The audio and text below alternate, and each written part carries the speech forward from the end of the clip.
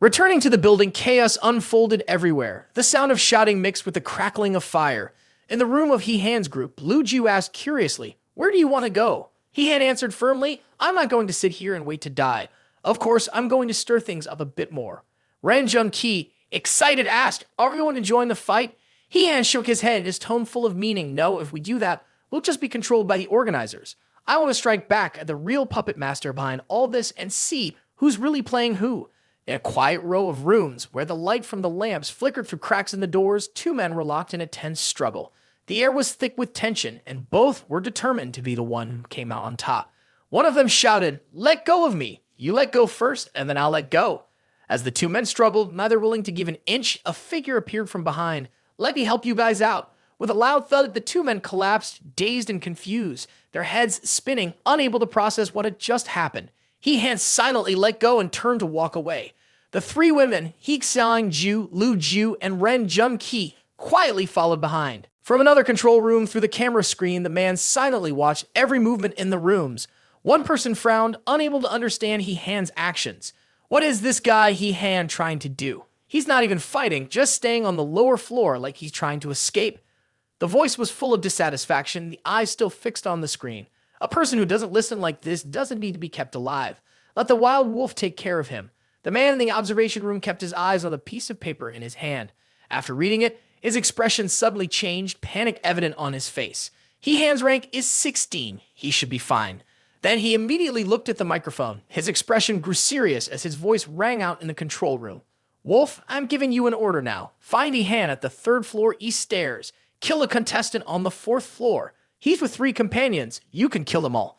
The order was clear and cold, leaving no room for disobedience. Understood. At that moment, a chilling scene unfolded around him. The bodies of his victims, the ones he had silently taken down, were stacked around him. He sat on top of the pile of corpses, his face completely emotionless. It was as if this was just another ordinary job. Luckily, Cao Tai Di went back to the car to sleep, otherwise this battle would definitely have scared him so much he wet himself. He-Han said this with a relaxed expression, as if he had just escaped something dangerous. Suddenly, He-Han received a sense of shift. His gaze quickly shifted downward. A strange energy, like a sharp object, shot up from the ground, piercing through the space. The scene around him immediately turned a pale blue, as if everything had been covered by a thin mist. The feeling of danger became much more intense. The 3 girls behind him screamed in unison. "Ah!" At that moment, a sharp object, like a needle or a metal rod, shot up from the ground, heading straight for He-Han. He didn't have time to react, and his body was thrown into the air, flying toward the ceiling before falling back down. He-Han! He looked down at the shimmering armor covering his body, feeling a sense of relief. Thankfully, the holy armor has an automatic feature that senses danger. Otherwise, I'd be done for. The 3 girls quickly rushed over to check on He-Han. "Are you okay? Are you hurt? Can you still use it?" The girl holding the sword stood on the stairs and shouted, "Who is it? Come out." Suddenly, a figure sprang up from below, catching everyone off guard. He swung his sword from behind, landing a blow before the girl could react. In an instant, she was helpless in his grasp. He-Han and the other 2 girls couldn't believe their eyes and shouted in surprise. With wide eyes, He-Han was in shock. "She's not even a competitor. She won't challenge you, so take it out on me instead. Let her go." After He-Han spoke, the attacker shifted his focus. He threw Lu Ju into the air, preparing to land a fatal blow. But He-Han quickly stepped in to catch her. "That was close, but I've got her." The sound of the weapon crackling with lightning was almost thrilling. You're using the highest level of lightning, but all it did was make him stagger back a few steps. Someone observed, and the sheer power of it was terrifying. This guy is seriously dangerous. I bet you won't be able to keep up the intense electrical surge much longer. He's only got a chance if he risks it. He-Han and the attacker were now locked in a fierce battle. The man broke He-Han's sword. "It's over. The weapon shattered," he taunted, delivering another fatal strike, adding mockingly, "Good luck on your journey." At that moment, the armor He-Han was wearing suddenly glowed with bright golden light, stunning everyone. No one knew where this power had come from. He-Han, along with his armor, soared into the air, shining brilliantly in gold. In the observation room, he yawned, his eyes half closed, when suddenly, bang, a loud noise echoed from outside. "What's happening?" He jumped up in surprise and rushed to the balcony. There, everyone stood frozen like wooden statues, as if they had never experienced anything in life. A strange green light was flying through the air, radiating a powerful energy. He stood there, mouth agape, so shocked he couldn't speak. The green light suddenly shot up into the sky, leaving behind a scene of chaos. The person who had just fought with He-Han was now lying sprawled on the ground, breathing heavily, their body exhausted. He blurted out, his voice full of astonishment. Cough, cough. What kind of equipment do you have? How can you be so strong? He-Han lowered his head and looked at the armor on his body. A faint glow still emanated from the joints, and a self-satisfied smile appeared on his face. So this is the passive skill? Not bad, huh? The two girls who had been with He-Han stared at the glowing armor, then, almost in unison, they exclaimed, "Whoa, so cool! Kill him!" The powerful green light shone brightly into the sky, and the guy who had been napping earlier sighed. Of course, it's the Divine Dragon Holy Armor. Definitely gotta get one of those. He-Han glanced around, his sharp eyes seeming to analyze every possible outcome. It seemed like no one had gone up the stairs. Why was he setting up an ambush here? The opponent sneered, showing no attempt to hide the killing intent.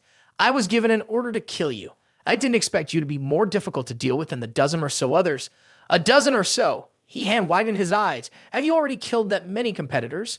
He-Han gritted his teeth and pressed him. Who gave you the order? Was it X?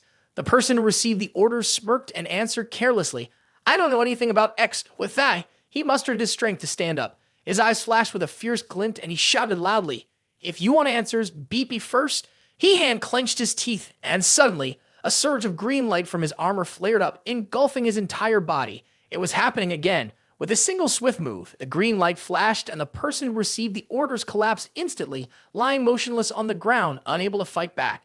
He-Han sighed, wiping the sweat from his forehead. Phew, it was finally over. As soon as the enemy fell, a glowing number appeared above He-Han's head, signaling that his level had increased to 16. He-Han smiled brightly. Oh, finally leveled up. Lu Ju woke up, but he was still very weak. Looking around, the chaotic scene made him frown, his eyes filled with deep thought. He reminded himself that the first thing he needed to do was figure out how to stop this chaos. He couldn't let the senseless slaughter continue. But as soon as he left this building, they would send more assassins to stop him. What should he do now? He-Han suddenly smirked, a bold glint in his eyes. I have a crazy idea, he said, his voice mysterious. You girls go over to the hole in the wall over there. The three girls were confused. One of them spoke up, her tone full of doubt. What do you want to do? He-Han turned around, his gaze sharp with determination, ready to put an end to the chaos. In the control room, the atmosphere was full of smugness. A lackey respectfully placed a cup of tea in front of Director Chen. Director Chen, please have some tea. Director Chen took a sip, his eyes glancing at the surveillance screens. He asked nonchalantly, is the wild wolf dead? The lackey lowered his head and replied, yes, the equipment of that guy He-Han really exceeded our expectations. Chen, the team leader, furrowed his brow. His voice was calm but full of calculation. He's fine. The door has been welded shut, and there are surveillance teams outside keeping watch. He won't dare take any risks. As long as he's inside that building, he'll have to join the blood game. He won't be able to choose whether he's prey or hunter. Our goal, after all, is to minimize the number of people. One of the subordinates standing nearby, hearing Chen's words, couldn't help but be amazed. His eyes shone with admiration. Team leader Chen, your strategy is truly brilliant. I'm in awe, truly. I could only bow down in respect. Chen didn't respond. He merely let out a quiet grunt, his expression deep in thought, as if calculating his next move. Suddenly, a loud explosion rang out from the building ahead. The entire control room shook violently, the surveillance screens flickering, and debris rained down from the ceiling. Chen jumped to his feet in shock, shouting, holy shit, I just wanted to reduce the number of contestants, not eliminate all of them. From the direction of the building, the explosion had shaken the whole area. Fragments of walls and rubble flew everywhere, and thick smoke clouded the air, obscuring vision. Contestants ran in panic, their footsteps and screams echoing down the hallways. One person stood amid the wreckage, their face full of fear as they shouted, hurry, run. What's going on? Who blew up the load-bearing wall? Amidst the chaos, He-Han stood calmly in the middle of the wreckage, showing no sign of surprise. He slowly raised his eyes, squinting as if observing something far off. Sure enough, he murmured, the monitoring team is outside watching the spectacle. He-Han slightly smirked, a sharp glint in his eyes. The chaotic battle during the night was clearly orchestrated by the organizers. It seemed like he understood all their plans and he didn't care about the surrounding mess. He just stood there, as if waiting for the next step in the game. What should we do now? Keep fighting? Are you out of your mind? Fighting in front of the monitoring team. Don't you care about losing your eligibility to compete? In the midst of the confusion, an angry voice rang out from the crowd. Who did this? Who's the idiot who destroyed the building? Step forward. He-Han stepped out of the rubble, his cold gaze responding briefly, I destroyed it. It was necessary for the members who weren't fighting to leave the area. His words left everyone around him stunned. One person charged forward, pointing directly at Han's face, shouting, You idiot! You're in big trouble, you know that. The competition takes place underground in the dormitory building. If the building collapses and ruins the competition space, what are we supposed to do now? Han raised an eyebrow, looking at the person across from him with an indifferent expression, and then asked mockingly, Huh? You want to compete underground? The morning sun streamed down, making the air outside the building glow.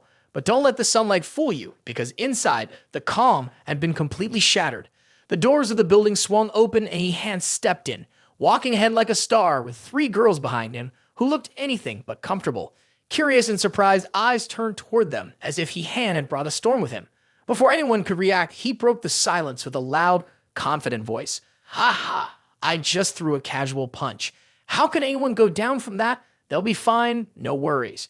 As Han chuckled, Lu Ju stood with her arms crossed, tilting her head with a provocative look on her face. I don't see you using that kind of strength on us. Don't say another word, Han replied, a half-smile playing on his lips, a hint of mischief in his eyes. Just as the atmosphere seemed to relax for a moment, a loud shout rang out from the crowd. He's here, Director Chen's here. The whole hall seemed to tremble as people scattered to make way for Director Chen and a group of his followers. He walked straight in, his serious demeanor almost overwhelming everyone around him. His cold, sharp gaze quickly swept across the room and then stopped at Han. He raised an eyebrow with a meaningful look, making Han flinch slightly, but he still tried to play it cool and maintain his calm demeanor. Without saying a word, Director Chen and his henchmen walked straight up to the podium. He cleared his throat and spoke in a clear, powerful voice. Dear contestants, earlier we evaluated the arena. The damage is minimal, so the competition can still proceed. Han let out a sigh of relief, feeling a weight lift off his shoulders. He scoffed, acting casual. You scared me there. If there's no real problem, why make such a big deal out of it? From the podium, Director Chen shot him a sharp look, his stern gaze cutting through the relaxed mood. He continued, his voice low, full of authority. However, the act of sabotage has indeed caused some disruption, making the magnetic field unstable. This could lead to unforeseen dangers, ones that no one here can predict. On this point, everyone must be aware. In the tense atmosphere, someone in the crowd boldly spoke up, their voice full of curiosity. For example, Director Chen paused for a moment, his gaze briefly sweeping over the person who had just asked before responding calmly. Our knowledge of that world isn't very extensive, so I can't provide you with a likely scenario. As soon as he finished speaking, the crowd below erupted like a beehive, disturbed. Voices of discussion immediately filled the air. What? What exactly kind of competition is going to take place in that world? Surprise mixed with anxiety was evident on every face, and the atmosphere grew even more chaotic. A subordinate standing near the podium nodded in confirmation and quickly replied, yes. Director Chen gave a brief glance, nodded, and continued speaking in a steady but serious tone. According to the previous plan, we can reveal detailed information before the competition. However, due to unforeseen circumstances, I will first introduce the specific situation of the first stage, the survival competition. His voice remained even but full of authority as he continued. The location we are currently in is a mine that has been around for nearly 100 years. His words seemed to transport everyone into the setting of another world. The image that formed was of sharp, cold stalactites, darkness covering the forests and mountains, and a dim, bluish light that bathed the area, making the atmosphere even more mysterious. Director Chen's gaze seemed to drift as though recalling something. He slowly said, 3 months ago, right after the first landing, strange monsters began appearing inside the mine. As soon as he finished, the images in everyone's mind seemed to come to life. An enormous monster, its massive body large enough to block an entire passage in the cave. The roar echoed, shaking the very ground beneath them. Director Chen's voice grew more serious, its hand gripping the podium tightly. The government is taking immediate control. Construction will begin to seal off the cave. According to our internal investigation, over 100 species of otherworldly creatures are inside, making it the most dangerous location on Earth. Back in the tense atmosphere of the conference hall, Director Chen stood upright and snapped his fingers. His cold gaze swept over all the contestants. His voice cut through the nervous chatter of the participants. Your task is to enter the cave, descend to the deepest level, locate the purple quartz placed by the robot, and bring it out safely. Completing this will count as passing the first test. His words pierced the air like an arrow, silencing everyone in the room. Some contestants clenched their fists, their eyes gleaming with determination, while others exchanged worried glances. The entire hall seemed to hold its breath, waiting for more details. A person standing in the back, arms crossed, asked challengingly, "How many pieces of quartz are there in total?" Director Chen answered firmly, taking into account the time it would take to return. "We've designed with a margin of safety. A total of 16 pieces of quartz were placed inside. Only the 8 contestants who managed to bring a piece of quartz back to the surface will advance to the next round." He-Han was silent, as if he was considering something. A thought briefly crossed his mind. With a 50% mortality rate on the way back, would even 8 survivors be enough for them? Ren Jun-Ki leaned toward He-Han, lowering his voice just enough for the two of them to hear. "It's not just the monsters, but also the other competitors. It's likely that the odds are even worse than we think." In the dim corner of the building where the light barely reached, a calm female voice rang out. "You've already investigated. Why are you still saying you don't know much about the world below? What exactly did that mine destruction cause?" Director Chen frowned, his face showing a hint of unease. He answered slowly, his voice tinged with tension. "The structure of the mine itself isn't unusual, but what I want to emphasize is that the monsters in that cave didn't invade from the outside, they emerged from within." The sound of rapid breathing filled the space, and the deathly silence became heavier than ever. He-Han turned around, bent down, and whispered to the young girl, his face filled with doubt. "What exactly is going on here?" "What do you mean? Is there another way inside the cave?" The cute girl, her eyes gleaming with an unusual light, answered hurriedly. "I just found out too. Could it be that there's a crack between the two worlds?" He-Han raised an eyebrow, half smiling, clearly sensing that she was in big trouble. The young girl suddenly smiled, trying to look calm, but her eyes betrayed a flicker of concern. "Ha ha, I'm fixing it. It'll be back to normal soon," she said. Lu Ju, standing next to He-Han, furrowed his brows, then leaned in and asked the young girl, "If there's really a crack at the entrance, what will happen?" The girl hesitated for a moment, then quickly answered almost as if she feared more questions. The punch He-Han threw earlier might have triggered the crack, which could let stronger monsters through. The atmosphere froze immediately. Everyone in He-Han and Lu Ju's group stared at her, their faces a mix of discomfort and worry. The girl blinked a few times and forced a laugh, sounding somewhat helpless. After all, cracks didn't exactly like to be controlled. "Ha ha ha!" On the podium, Director Chen's sharp gaze swept over the entire auditorium, his voice loud and clear. "Anyway, the competition is about to start. The entrance has been activated, and all members are about to depart. Remember, the mine is already very weak. If you don't want to be buried alive, with your flesh and bones crushed, think carefully before you make your move." As soon as Director Chen finished speaking, the atmosphere in the hall became tense. All eyes immediately turned toward He-Han, and every gaze seemed to carry a mix of suspicion and even a hint of disgust. He-Han froze, sensing the thickening tension in the air around him. His face showed clear confusion as he spoke up. "What are you all staring at?" At that moment, the entrance to the outside opened, creating a mixture of nervousness and tension in the atmosphere. 2 security guards stood firmly at the door. The entrance was now open, inviting the contestants to prepare to enter. At this point, each of you will be equipped with a tracking bracelet, which will transmit your survival signals. If the signal disappears, the command center will assess your status. Director Chen scanned all the contestants with a steady, commanding gaze. His voice, deep yet authoritative, echoed. "Next, I wish you all smooth sailing." He-Han didn't forget to turn around, raising his hand to wave at the 3 girls with a confident smile. "I'm heading in now. You girls wait for me here, okay?" The 3 girls happily waved him off, sending him friendly goodbyes. The contestants began entering the cave, where darkness and coldness enveloped the narrow path, and the atmosphere grew even more tense. A voice came through the internal loudspeaker, its tone cold, matching the space. "A branch cave is ahead. Contestants, please quickly split up. The competition will begin in 3 minutes." The girl outside continued to watch the entrance intently. Hixianju spoke up, her voice tinged with concern. "The game doesn't start for another 3 minutes, so this is just extra time to delay things. Otherwise, people might end up fighting fiercely in the cave." Lu Ju's voice was low and serious. "The situation doesn't look good. He-Han might be in danger right from the start." At this, both Hutch Wong-du and Ren Jun-Kai turned to him, their eyes wide with surprise. "Why?" Lu Ju looked directly at both of them and explained slowly, "The strength He-Han showed earlier will make the other competitors see him as a threat, and they'll have no choice but to eliminate him first.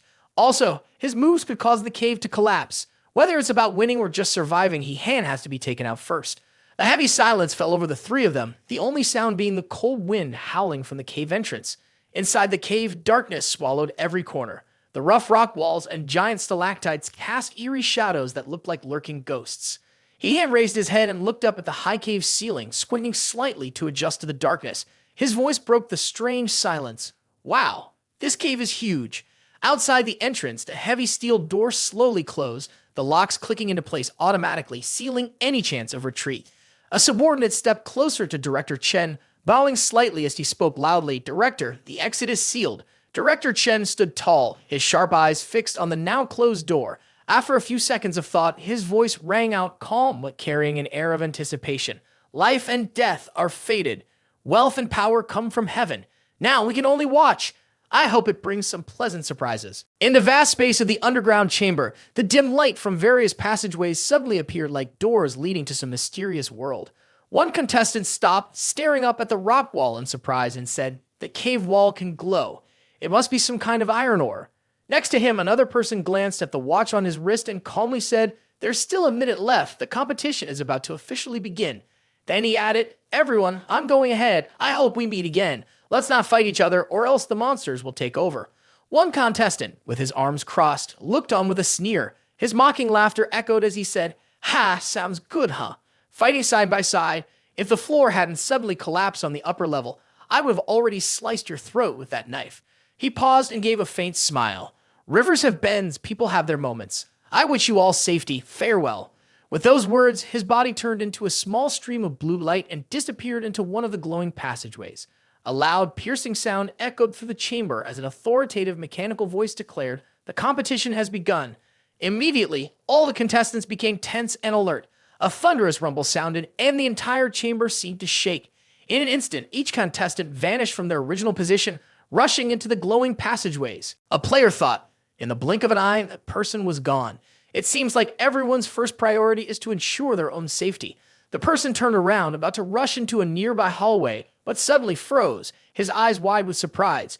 Why is there still someone standing there like that? Is this person out of their mind? He stared at He-Han, who was still standing in the middle of the large underground room, his eyes seemingly enjoying the scenery, completely oblivious to the tension around him.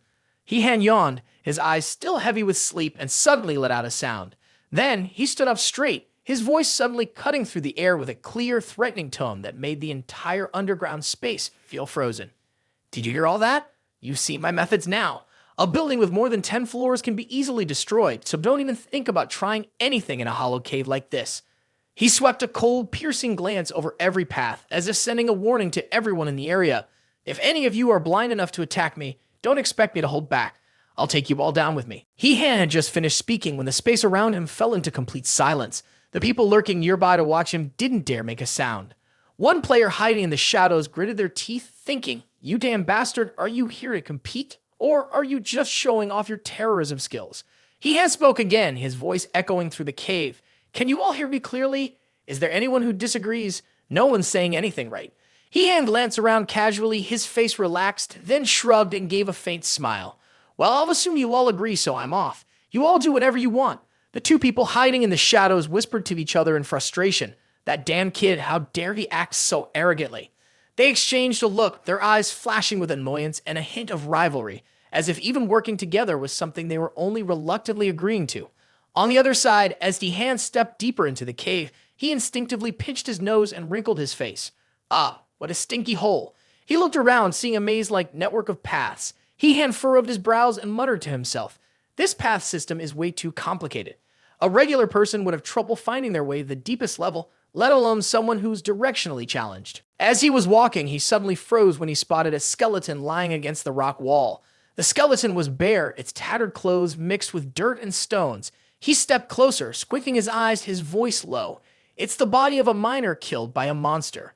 He-Han carefully crouched down, gently removing the old, worn-out helmet from the skeleton, revealing a skull with a long gash running from the forehead down. He furrowed his brows, closely inspecting the wound. Suddenly, from high above in the cave, a massive creature dropped down. It was a giant centipede, its shiny exoskeleton reflecting the faint light from the cave walls. Its mouth, full of sharp, jagged teeth, opened wide as it charged directly at He-Han, aiming to tear him apart. In an instant, He-Han spun around and dodged to the side. The giant centipede slammed heavily into the stone floor, sending rocks and dust flying everywhere. Even with such a massive rock, the cave remained eerily quiet. This was definitely a formidable opponent. Just then, a voice unexpectedly echoed in He-Han's ear. It was the small girl created by the AI, her tone filled with shock. "Divine Armor Centipede, Why is it here? It's supposed to be found in the forest. He frowned, sounding frustrated. He glanced at the small girl, thinking it was typical for her game to have bugs like this. I want to withdraw my card. Give me a weapon that can break through its divine armor. The small girl responded calmly, her tone mocking. Well, why don't you just go out and come back in a few times? He glared, waved his hand, and held up 3 cards, then said loudly, stop wasting time. Didn't those teen battles teach you enough already? Pull a card and get ready to face death. Monster, I'm the one representing the game. Before he could finish reading, an old stone axe appeared in his hand, looking like something straight out of the Stone Age. He froze, then shouted, ah, ah, ah. What is this? A little mistake, let's try again. He quickly drew another card, but this time it was a frying pan. The next time, he drew a microwave. Each card revealed a different kitchen tool, and he was both startled and frustrated. Draw a card, draw a card, draw a card. He turned to the little girl and asked, are you pushing some kind of kitchen gadget sale? The little girl panicked and shouted, no, no. The magnetic field in this cave is off. The card draw system isn't working properly, but the divine centipede armor isn't hard to handle. You could deal with it even with your bare hands. He forced a smile and said loudly, you're right. Let's deal with this annoying problem first and then figure it out. Before Nihan could even finish his sentence or take action, dozens of giant armored centipedes suddenly appeared from the cave ceiling. They quickly descended and surrounded him. Nihan's face turned pale, his eyes wide open as he muttered, this is it. We're done for. One of the centipedes opened its massive mouth and lunged at Nihan. He swung something at its head, sending the creature flying across the cave wall. He looked at the frying pan in his hand, the makeshift weapon he had just used, and the system next to him praised, wow, this pan really packs a punch. Filled with confidence, Nihan gripped the pan with both hands. Bring it on. With a swift swing, he hit one of the centipedes hard. The creature opened its mouth wide again, and Nihan raised the pan to block it. The creature's saliva coated the pan almost instantly. He glanced at the damage and muttered, great. More centipedes swooped down and spat more saliva in his direction. He quickly activated his dragon armor, and a protective shield appeared, guarding him from the corrosive saliva. Are you kidding me? This poison is no joke. The system sensed the danger and urged, this isn't looking good. You won't be able to hold out much longer. Think of a way to retreat. He slipped on a pair of iron gloves and threw a punch. Do I really need you to tell me that? Meanwhile, a player on the outside was feeling smug. He was so close to achieving his long-desired goal, having successfully avoided 5 monsters and 3 competitors. He just needed to stay cautious, and he was sure he'd get what he came for without any unexpected issues. The mountain wall suddenly exploded. He looked up.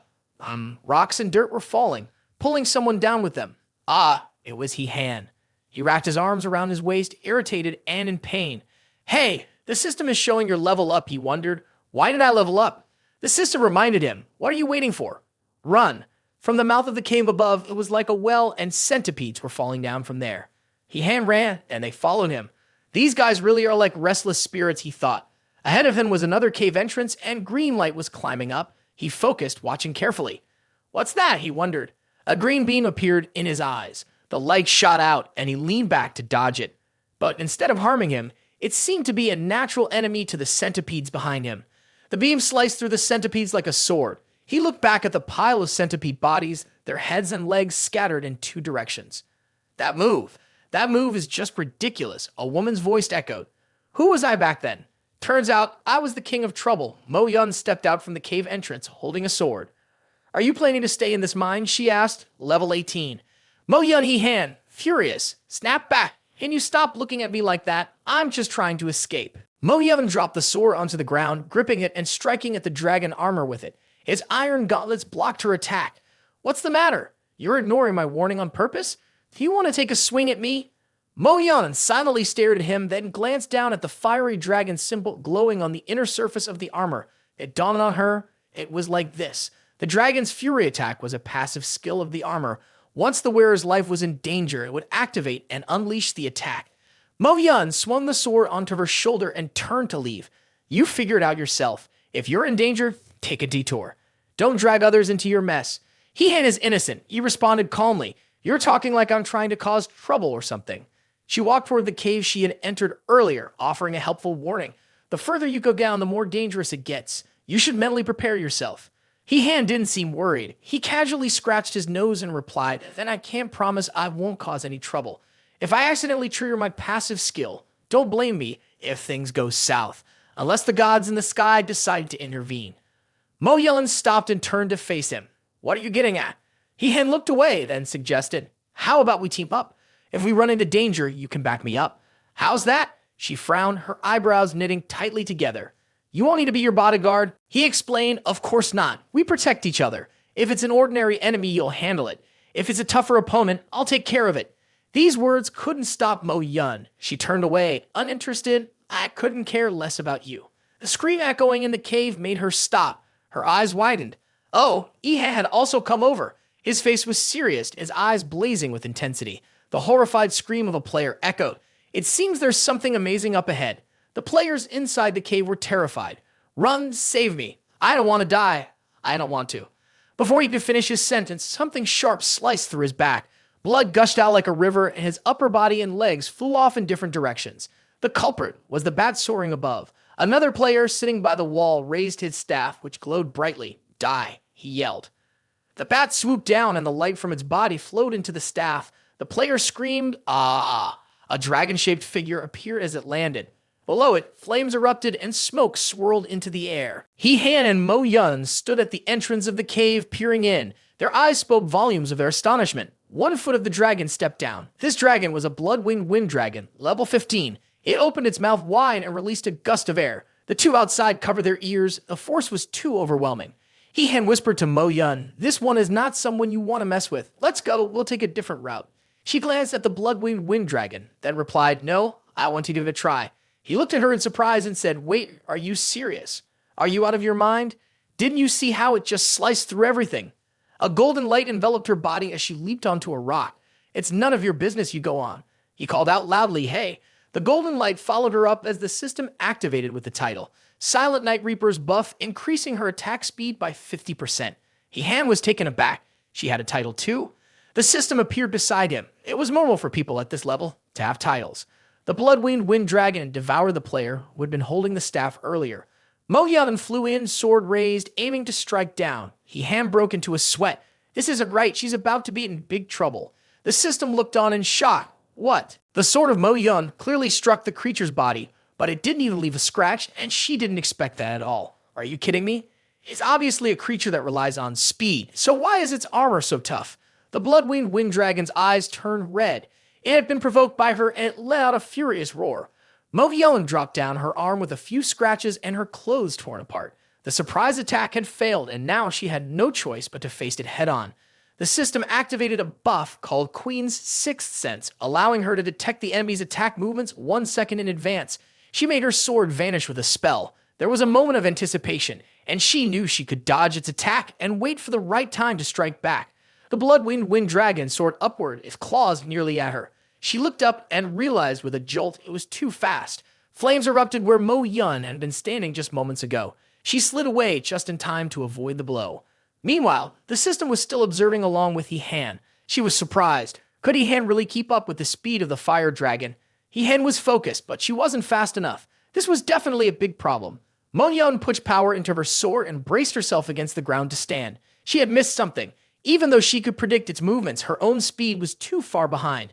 The dragon might know exactly where to strike, but she couldn't avoid it in time. The fire dragon soared into the sky. This time, she knew there was no way of escape. It was over. There was no chance left. As the dragon drew closer, she closed her eyes, ready to say goodbye to the world. She couldn't believe she was going to die here.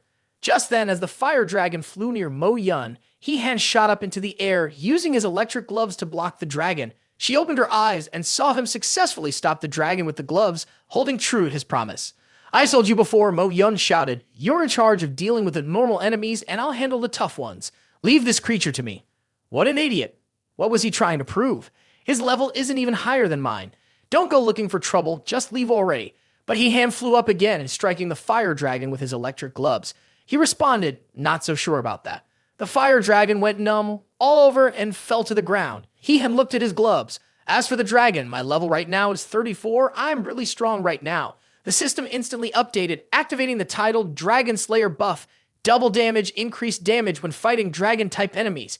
He-Han's display of strength against the dragon made Mo Yun see him in a completely new light. She shrank back in astonishment at what she had just witnessed. What? She stared at He-Han, who was standing with his back to her. This man had hidden so much power. The fire dragon stood up, its eyes filled with hatred, and sparks of red light flickered across the skin on its neck. The system beside him reminded He-Han this is a signal that the fire dragon is about to unleash its full power. Be careful. Even though you've injured it twice as much, its defense is still strong enough to block any of your attacks. He raised his fist and walked forward, replying, "God." In his mind, he was still thinking about how to defeat this monster with a single strike. The biggest issue was that he didn't have any weapons on hand. How could he possibly kill it right now? The fire dragon opened its mouth wide and a ring of fire shot out. He was stunned. What? A powerful gust of wind, along with the flames, blew toward them, pulling both of them along. Whoa! He-Han, with his gloves on, grabbed onto the rock wall. Cough, cough. The wind's too strong. The fire dragon's hand swiped by, and He-Han widened his eyes, following its movement. The dragon's legs gathered strength to leap, its entire body blocking his line of sight. He quickly slid to the side to avoid it. When he was finally safe, all he could see were a few sparks and pieces of burning skin flying past, and the fire dragon had vanished. Its mind is sharp, he thought. Not daring to face me directly, it's using this tactic to confuse my vision. A whirlwind of wind and fire surrounded He-Han. The system spoke to him. You should deal with the female spike at the crack first. Wait until it attacks, then use the sacred dragon armor. He frowned. No, that's not going to work. For an opponent at this level, the sacred dragon armor might not withstand a direct hit, and if I accidentally trigger its passive function, everyone in this mine will be buried here. I'll be lucky if I even make it out alive. Mo Yun, lying on the other side, watched him closely. What is he going to do? He swallowed hard. There was only one way. He looked up and punched the rock wall. Ha ha, are you watching me, Auntie? I'm not just swinging randomly, you know. He had gathered his strength and kept punching the rock wall. I'm punching, punching, punching. Inside, a hole appeared and the fire spread in. The path the fire dragon was flying took it far beyond the hole. The system spoke loudly. This is useless. You won't catch up to the fire dragon. You should save your energy. He slammed his fists together. Oh. The fire dragon flew toward him, its two legs carrying flames. He tried to dodge, but still couldn't escape completely. He slid for a short distance before falling down. Cough, cough. The system was worried. Are you okay? One side of his armor had been shattered. The strength was truly overwhelming.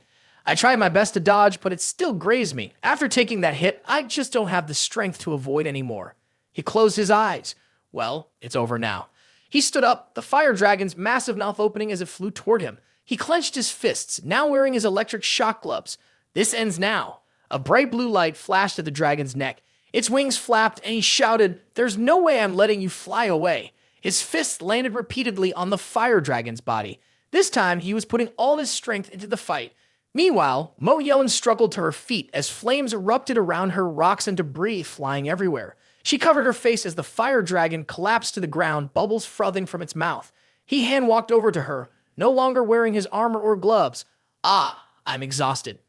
Mo Yun pointed at him confused. How did you do that? How could you catch the dragon's high-speed flight path head on like that? Ed raised his hand and said, I really can't keep up with its speed, but as long as it attacks along this path, I've already set everything up, so it's fine. Now Mo Yun finally noticed the narrow space of the cave. She understood what he had done earlier. He hadn't just attacked randomly. He had intentionally set up the battle in this narrow passage, pretending to be weak to lure the fire dragon to follow the path he had already prepared. This way, he didn't have to worry about where the fire dragon would attack from. He just needed to wait for the right moment to strike. This guy. He-Han asked her, So, what do you think? Want to team up with me now? Mo Yun thought to herself, he really is a natural-born warrior. She plopped down on the ground, letting out a sigh. Wow, he's stronger than I thought. He's definitely the right partner. He-Han grabbed her hand and pulled her up. Of course. Looks like we can only keep going down from here. The two of them walked together, both thinking about the next mission. Right now, I'm worried about what exactly is down there. If even a level 15 monster came up to the upper levels, then what's down below must be even more terrifying. The entrance to the next mine was right in front of him. He turned around and said, Forget it. If things go south, we'll just destroy the whole mine. Let's stick together. Mo Yun warned, You better take it easy. He jumped down without a second thought, putting his life on the line. If someone was going to stop him, they have to kill him. Mo Yun followed, and he eagerly charged ahead. The dragon corpse lay in the cave. Xi and Feng walked in with Hu Ti and Ming behind him, saying, Looks like we're late. Someone beat us here and not only got ahead of us, but also easily took out the dragon guarding the entrance. Liu Mang, looking like he was sick, walked in last, coughing. The situation didn't seem too good. As soon as he saw the scene inside, Xian Feng thought to himself, it seems there are still people who aren't afraid of dying, knowing how dangerous this place is, but still choosing to take the risk.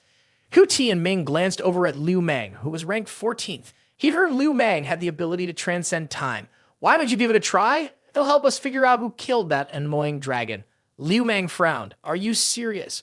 Why should I reveal my abilities just to make it easier for you guys? Xian Feng stepped in to stop him. All right, given the current situation, it's almost impossible to complete this mission alone.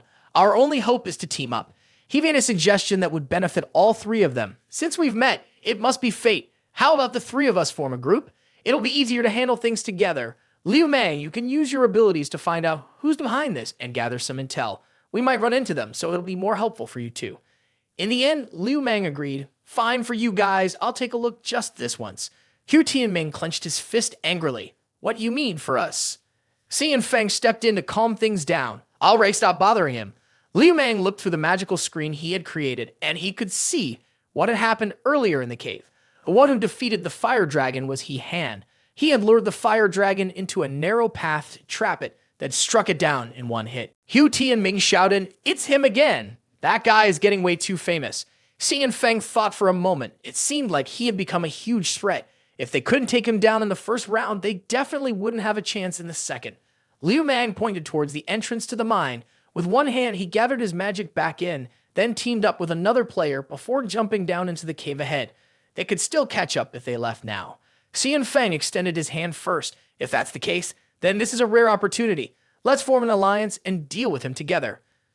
Hu Tianming also stretched out his hand. I'm good at assassination. I'm confident I can take him out before he destroys the mine. The only one left to make a decision was Liu Mang. He sighed, then put his hand in to complete the alliance between the three of them. All right, let's do this. He had complained, I'm so hungry. I should have had a late-night snack before coming down. Mo Yun, following behind, questioned him. You've been talking nonstop the whole way. Aren't you tired? You poor thing. I'm not tired, just hungry. Two people stood in front of the cave entrance, and his mind began to clear up again. Did you see it? He asked. Her hand gripped the blade of her sword. Yeah, just two goblins. Let me handle them, she said. He turned to face her. No, that's not right. I think we should hide first, observe the situation, and then decide, he replied. The two goblins, with their green skin, stepped out carrying crude weapons. The two of them were hiding in a narrow spot. Mo Yun furrowed her brow and asked He Han, you better give me an explanation. Why are we hiding here? His cheeks flushed and he looked away, saying, didn't you notice anything unusual? Her brows furrowed even more tightly. They're just level 3 beasts. What's so strange about that? She asked. He asked, have you ever seen a level 3 beasts searching with a patrol team? Her cheeks flushed, and in her pupils, she could see his face. He meant, she glanced back at the two goblins. They were a well-organized team. The two of them jumped down. Mo Yun asked, do you want to go over and take a look? He had replied, no, but let's go. It's better if we can avoid them. Her clothes had been torn during the battle with the fire dragon earlier. How were they still intact now? He didn't understand. How did your clothes get back to normal? He asked. She explained, it's the effect of the props, but they were still a little damaged earlier. Something caught him by surprise. He equipped the divine dragon armor, and Mo Yun immediately scolded him. Are you out of your mind? Why are you suddenly putting on armor? He replied. Even I'm surprised by this. I didn't put it on myself. The divine dragon armor activated on its own and equipped me. He could sense that danger was near. He turned his back, not letting Mo Yun see the shock on his face. What's going on? They were still standing there, not yet entering the dark, deep cave. Mo Yun shook his shoulder, urging him. Are you done? Why are you heading in already? His eyes were fixed ahead, and he raised his finger to his lips, signaling for her to stay quiet. Shoo. Heavy footsteps echoed, and they both focused on the cliffside. The giant metal figure walked past, his hand resting on his armor. He hadn't expected her to have such a keen sense of warning. She really was thoughtful. The metal figure moved further away, but Mo Yun was still puzzled watching it go. The pressure was overwhelming. What kind of monster was that? He had decided to enter. I'm going to check it out. Mo Yun yelled. What? Are you crazy? He responded calmly, explaining that his decision wasn't reckless. In fact, it was a calculated strategic move. Facing such a powerful enemy head-on would be like walking straight into death. The top bosses have already reached the upper levels, making it even harder to deal with the enemies down below.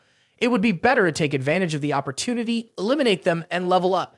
That way, the dangers on the lower levels will be easier to handle. She couldn't help but feel uneasy as she watched his figure grow more distant, out of her sight. He seemed so calm about it. Earlier, he hadn't noticed them, which meant its ability to sense was weak. All they had to do was follow him up, and if the situation didn't look good, they could just run without much risk. Angrily, she chased after him, shouting, "Wait for me." Meanwhile, the three-person alliance, led by Xi and Feng, had reached the mine. Liu Mang said to the two people ahead of him, "Hey, I feel like something's off." Xi and Feng asked, "What's wrong?" Liu Mang sensed something strange. He should have been a bit ahead of us, right? Why did he let those two monsters from earlier come here? Hu Tianming guessed, maybe there's a turn somewhere. He just missed it. Liu Mang was sure. No way. We've walked this whole path, and there's no turn at all. Xi and Feng looked back, signaling that he believed Liu Mang's suspicion. He must have intentionally let them go to deal with us. His face suddenly flared up, and the two of them were stunned. What? Liu Mang looked at Xi and Feng, his head smoking as he lay unconscious on the ground. It's a trap. The Iron Man is coming out. He pointed and shouted loudly, "Over there." The Iron Man stepped closer, his massive figure just revealing that he wasn't He-Han. Could it be a level 1 monster? Hu Tianming grabbed his sword and rushed forward, not bothering with other concerns. He zoomed around the Iron Man, his speed so fast it was like a blink of an eye, leaving a pattern etched onto the Iron Man's armored skin. This move was called Serpent Strike. Hu Tianming was confident in his lightning speed. At his peak speed, defeating an enemy of a higher level would take little effort. As he flew by, the Iron Man raised its hand just in time to meet him. Behind the mask, he was stunned. What? He couldn't believe his eyes. Red light from the Iron Man spread to the rock wall above them. Liu Mang stood below, raising his hand. The emerald green ring on his finger glowed. A streak of blue light traced the path of his finger. The blue light exploded from his hand, illuminating the area brightly. Hu Tianming collapsed right in front of him. Hu Tianming turned around, dazed, standing there as the Iron Man approached, radiating faint red light. He-Han and Mo Yun observed from the side, both surprised. "That's incredible," she said. "It doesn't give the opponent any chance to fight back at all." He rubbed his chin, puzzled. The power is overwhelming, but the injuries caused are normal. Look at that. After such a powerful move, the opponent is still alive. Mo Yun's body emitted a golden glow, and he added, "It's all style and no substance." He-Han pulled out some popcorn, almost as if he were watching a great movie. I mean, the real show is happening behind us. This guy's true strength definitely goes beyond what we've seen so far. Focus, we're watching a real performance here. Mo Yun shouted, "Where did you even get that popcorn from?" Hu Tianming struggled to steady his sword, using it to help him get back on his feet. He turned to Liu Mang and asked, "Hey, what do we do next?" Liu Mang analyzed the situation and quickly came up with a plan.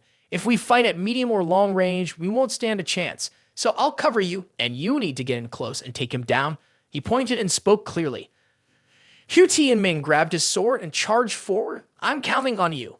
Liu Mang raised his hand, and a glowing circle of jade green light appeared. He pointed his finger, and a burst of emerald light shot up from the ring on his finger. The green light formed a protective shield around Hu Tianming, blocking the incoming magic from the Iron Man-like enemy. This shield allowed him to fly forward without needing to slow down to dodge the attack. They both continued to hide behind a rock, staying focused and observing. Mo Yun praised, "Looks like that strategy worked pretty well." He-Han agreed, "Yeah, seems like they might just be able to force his successor out." Hu Tianming raised his sword and charged straight ahead, eager to see just how reckless you could be. His eyes burned with intensity, and he placed his hands on a nearby rock as a faint glow of magic flickered around him. As Hu Tianming charged with his sword, he couldn't find the iron figure anywhere. Instead, he was confronted with a sharp rock jutting straight at him. He was horrified, but there was no way to avoid it. The sharp rock suddenly burst into flames, and several pieces of stone tumbled down, trapping him between two large rocks. He coughed up blood, his face twisted in pain. Below, Liu Mang stared in shock. What? A dual attribute. Mo Yun also had to admit that his opponent was terrifying. To suddenly reveal an Earth attribute attack at the final stage was incredibly dangerous. He-Han called out, "System, come here." The system appeared. "What's the matter?" He crouched down and pointed at the battle behind the rock he was hiding behind. "The opponent down there is so freaky, and I still can't draw any cards. How am I supposed to fight next? Hurry up and check the inventory to see if there are any useful treasures." The small figure of the system was holding a weapon forged that was bigger than its own body. It had already rummaged through everything, but there was no usable weapon. The only weapon that could be used, though barely, was the 3-Mint forge. It could turn any material into a weapon, and the more materials it had, the more advanced and powerful the weapon could become. He hand-pouted 3 minutes? That name sounds so familiar, but this doesn't seem any stronger. To use a weapon forge, you have to have a weapon first, but I don't even have that. The system asked him, but right now, he didn't even have any weapon materials. How am I supposed to use it? He picked up the small weapon forge, barely the size of his hand. Can I use anyone's weapon? The system replied, anyone's weapon is fine. Just throw it in, and once it's forged, it's yours. But whose weapon are you planning to take? He smiled and looked over at the fight happening nearby. Isn't there a volunteer right here? The Iron Man walked toward Liu Mang, and he had no way to run. Damn it, I don't want to die here. Hu Tianming was stuck under a rock, his voice weak and helpless. Hurry up and run. He Han's voice came closer. Hey, bye-bye. Hu Tianming jumped in surprise. Oh my god, He Han. He Han scratched his head. You know me? Well, that saves me the trouble of introducing myself. Mo Yun was stunned. She couldn't understand what he was trying to do. This idiot, why is he going over there? Hu Tianming wanted to escape the rock, so he made a promise to He Han. Hurry up and get me out of here. I can help you kill him. He Han stood right across from him. No rush. Let's make a deal. I can save you, and I can take down the enemy, but only if you give me your weapon. Hu Tianming said, the truth is my weapons, even if you take them, you won't be able to use them. He Han doesn't need weapons that work or not. As long as the master, Hu Tianming, gives his approval, everything is easy to arrange. Don't worry about that. All you need to do is decide whether or not to agree to the deal. Xian Feng, weak and lying below, managed to raise his hand weakly. I agree. Hu Tianming glanced over and said, Xian Feng, are you still alive? The one who was most desperate was Liu Mang, who was in immediate danger. He shouted, whatever you guys are discussing, can we hurry up? Help me. The metal figure turned its head toward the 3 of them. Hu Tianming, furious, thought to himself, what is this guy shouting about? Now, he's blown our cover. Xian Feng, lying on the ground, tossed a few gems to He Han. 3 swords flew over, a B-rank demon-slaying sword and crescent-shaped A-rank sword. The 3 swords landed on the ground and He Han picked them up. He complained, not even an S-rank. You're so stingy. It's going to be hard for me to do my job. Xian Feng tossed out another gem. This was truly the last treasure hidden at the bottom of my bed. He hand grabbed the sword, and this time he smiled with satisfaction. Good weapon. The sword was an S-class Blood Moon Saber. Hu Tianming hurriedly searched with both hands for a weapon. Liu Mang, hanging there a bit longer. Let me grab my weapon. Something was thrown at Liu Mang's face. He foamed at the mouth and collapsed, unconscious. Hu Tianming shouted loudly, your close combat skills are really lacking. He hand leaned against a rock beside Hu Tianming, looking very eager. The Iron Man was coming soon. Hu Tianming struggled to free himself from the 2 rocks.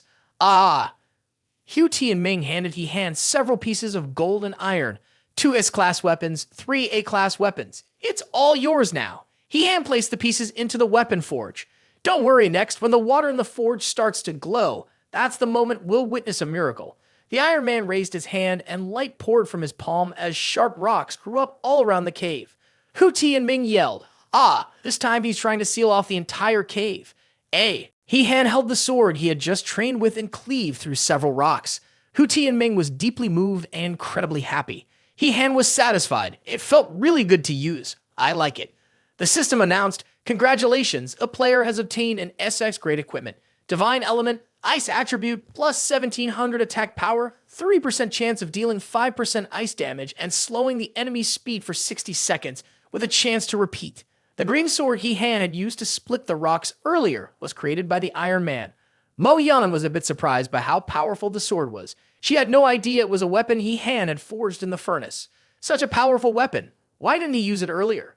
The Iron Man stood nearby, his entire body glowing with a red light. He Han stood not far away, carefully observing the sword in his hand. Even though this weapon is useful, the huge difference in level can't be ignored, he thought. He took the sword and slashed the line, just to test it out. Then, an ice symbol appeared on the Iron Man's body, and he was completely frozen. Hu Tianming, who was trapped in the rocks, watched this and couldn't stop praising He Han. Whoa, that's awesome. He froze that guy solid. The Iron Man's eyes glowed bright red, and the ice that covered his body shattered. This was no surprise to He Han. It was useless, and even felt like it was becoming harder to deal with. The Iron Man's arms tensed up, and the red glow around him broke through the frozen ice. He placed his hand on a rock, and a fiery red spear made of molten rock appeared. Even He Han had a hard time believing it. No way. This is a bit much, isn't it? He leaped up, wielding the spear, and struck down. Flames erupted from the ground. He-Han wasn't affected, though, since he was standing some distance away, while the Vanguard was in shock. Great, we're done for. He-Han equipped his dragon armor. Don't start with the defeatist talk. A few shards of icy blue gathered on his sword. He struck the ground, and the ice spread out, creeping towards the Iron Man. This move was called Freezing Drizzle. The ice from He-Han clashed with the flames of the Iron Man. The ice slowly crept up the rocks, protecting him, causing them to crack. The Iron Man stood there, the sharp ice stabbing toward him. He-Han hit it head-on from his position. There was something that made his eyes widen in shock. The ice and fire were gone, and the Metal Man was still alive. He wasn't hurt at all. His eyes were bright, and he was walking toward them. He asked, did the system change its attributes again? Now, his whole body is made of steel. Does the system have any intel on this guy? The system responded, I don't have anything to report. If I did, I would have told you already. It seems like he's something that came to life after the game went out of control. The Metal Man threw a punch, his fist surrounded by a swirling light. He hand cut through it. That punch seemed like it was meant to send him to the afterlife. His ice powers held onto the Metal Man's arms and legs. The system warned, this isn't the way to do it. You need to find his weak spot. The game's mechanics were designed by me, so there's definitely a weakness somewhere. He-Han didn't know what else to try. He shouted, the problem is, how am I supposed to know where his weak spot is, huh? Hu Tianming said to Liu Mang, use your strength, man. Why are you getting weaker and weaker? Liu Mang grabbed his arm. I don't know either. He slumped down onto the ground. Hu Tianming was confused. What? No way, bro. Why are you sitting down like that? Liu Mang, your face is pale. You look really tired. Liu Mang said, I'm not okay. I feel like I'm bleeding out constantly. This is so strange. Hu Tianming, like you, I'm the same. Am I about to die? Hu Tianming's upper body slumped against the rock, while Liu Mang lay curled up on the ground. He-Han glanced at both of them, blood flowing continuously. He asked, System, is there any item that can stop the continuous blood loss?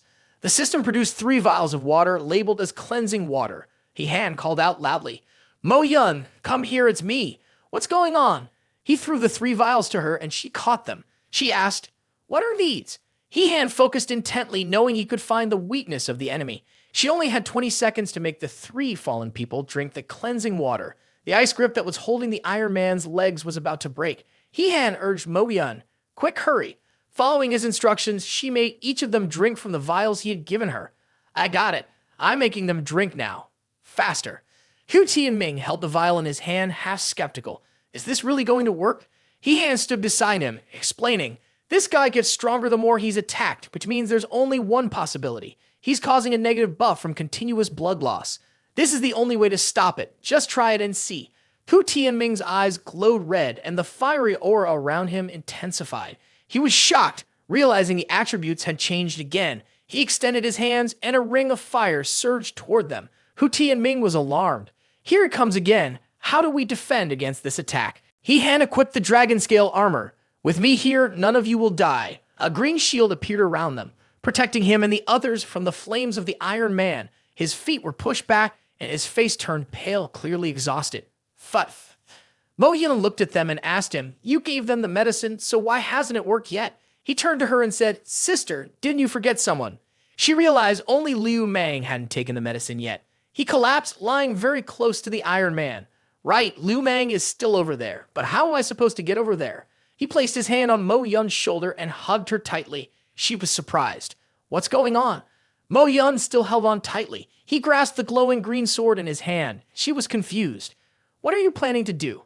The Iron Man's fire circle hovered above them. She wanted to stop him, to prevent him from causing more chaos. He held her close and flew toward the fire circle. His icy sword cleared the way. She screamed, squeezing her eyes shut. Ah, the Iron Man stood there. He landed and slashed his sword at the Iron Man. Mo Yun also landed.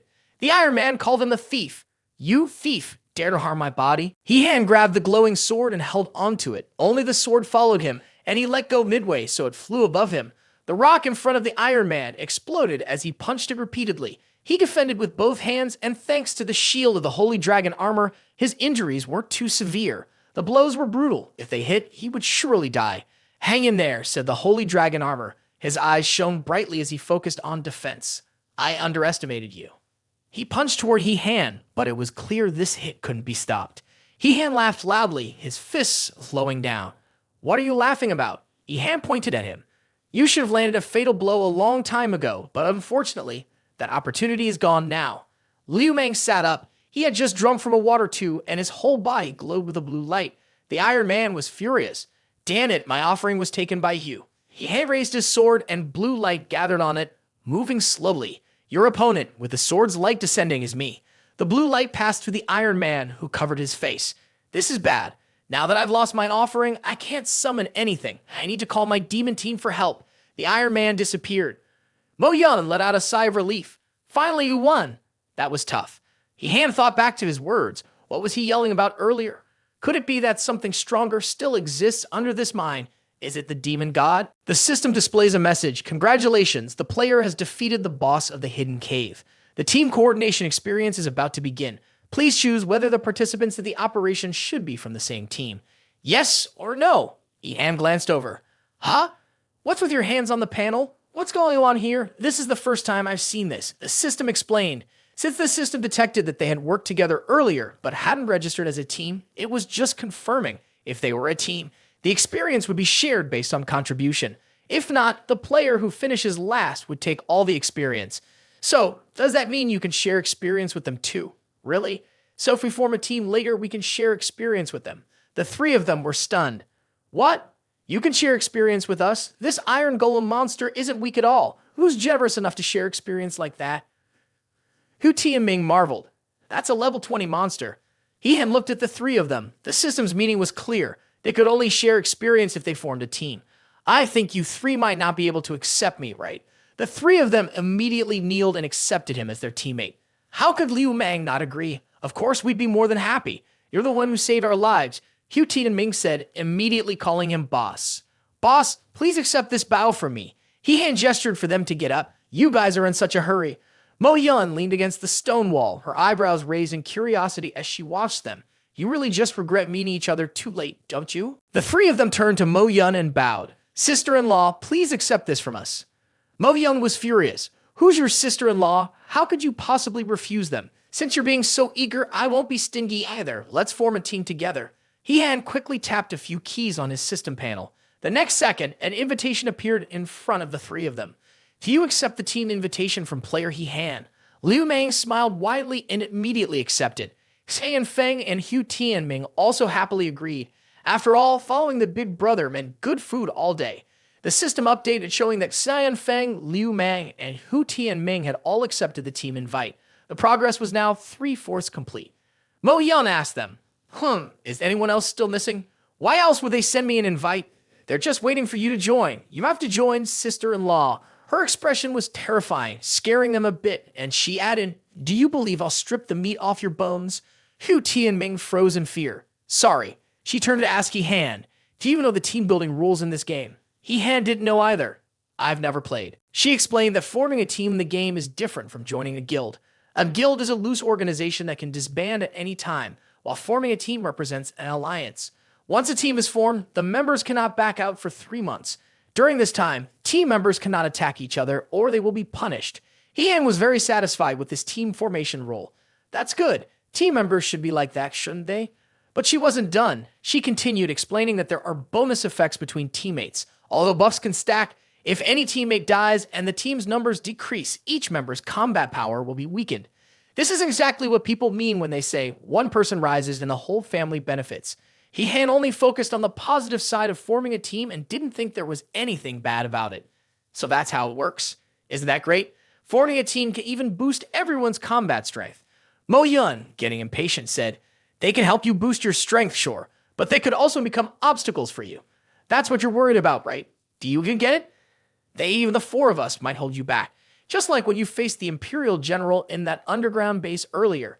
Even if you make it through the first round, what's your plan for the second round of solo matches? Xian Feng raised his hand and said, if I could level up, I'd give up my right to compete. I won't hold back his chances. Liu Mang knew his own limits, and besides, none of us had that kind of skill. We'd all step back to make sure he could fight for the top spot. Hu Tianming simply needed to survive, so I let go. For me, just staying alive was enough. I didn't expect to win the competition anymore. He-Han wasn't too concerned. The important thing was that they had helped him defeat the monster. All I knew was that without your help, I wouldn't have been able to take it down. You all tested the abilities and weaknesses of the Hidden Emperor and helped me land the final blow. Mo Yun had tried to talk him out of it, but now she had nothing left to say. 3 pairs of eyes were misty with emotion as they looked at He Han. There's something else, I'm really crying here. Mo Yun snapped back, unbelievable. How did I end up with an overly optimistic, clueless guy like you? In the end, she agreed to join their alliance. She tapped the accept button on the system's interface. The system announced, "Congratulations, the 5 of you have successfully formed a team. Withdrawal is not allowed for 3 months and no player versus player combat is allowed." Now, the system began distributing experience points. All 3 of them leveled up and everyone was excited. "Wow, I leveled up," Liu Mang said, thrilled. "This time, we really hit the jackpot." Mo Yun jumped from level 18 to 20 and she raised an eyebrow. "Level 18 and you skip level 19 straight to level 20, she commented.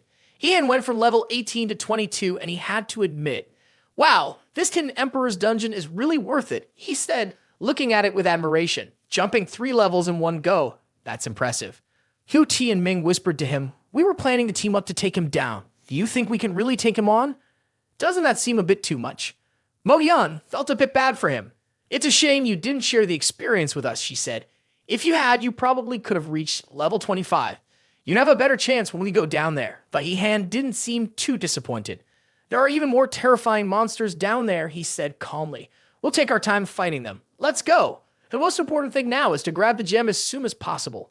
The 5 of them walked together. Hu Ti and Ming asked, "Hey, since we formed a team, should we come up with a team name?" He Han thought for a moment. "A name? Let me think about it," he said. On the green screen, the man in the red shirt was watching them.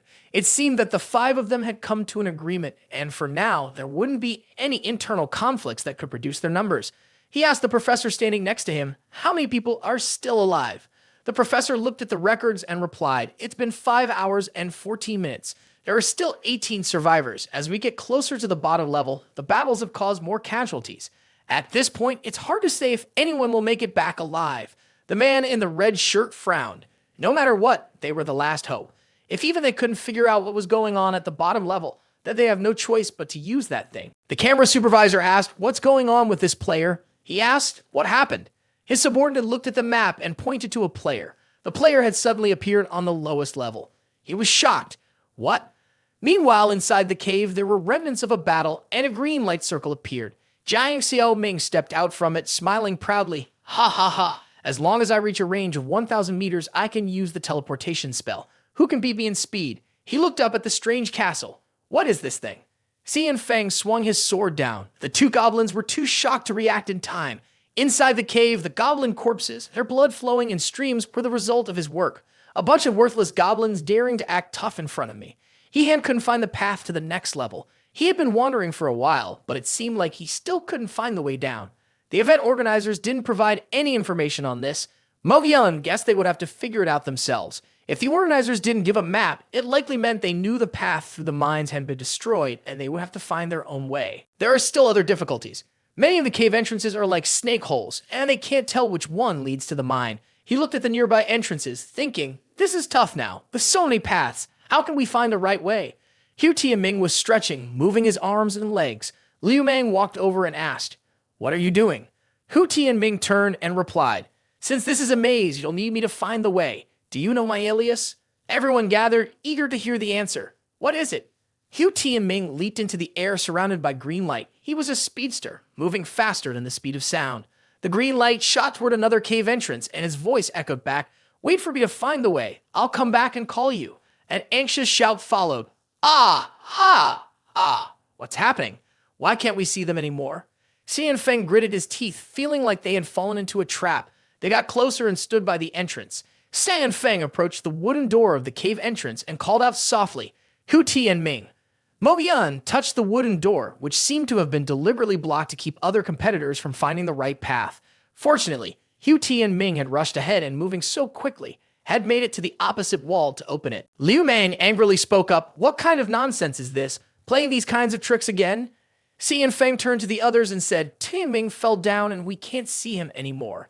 Let's go down and chase after him." He had stayed back a bit, not approaching the entrance. He had a feeling that something wasn't right. There was something off about this cave. The others stared at him, wondering what was strange. He hand pointed to the top of the cave entrance. The marks leading into the cave are fresh. They don't look like they've been here long. Xian Feng felt the rock wall and said, this was definitely dug by machinery, not from old mining operations.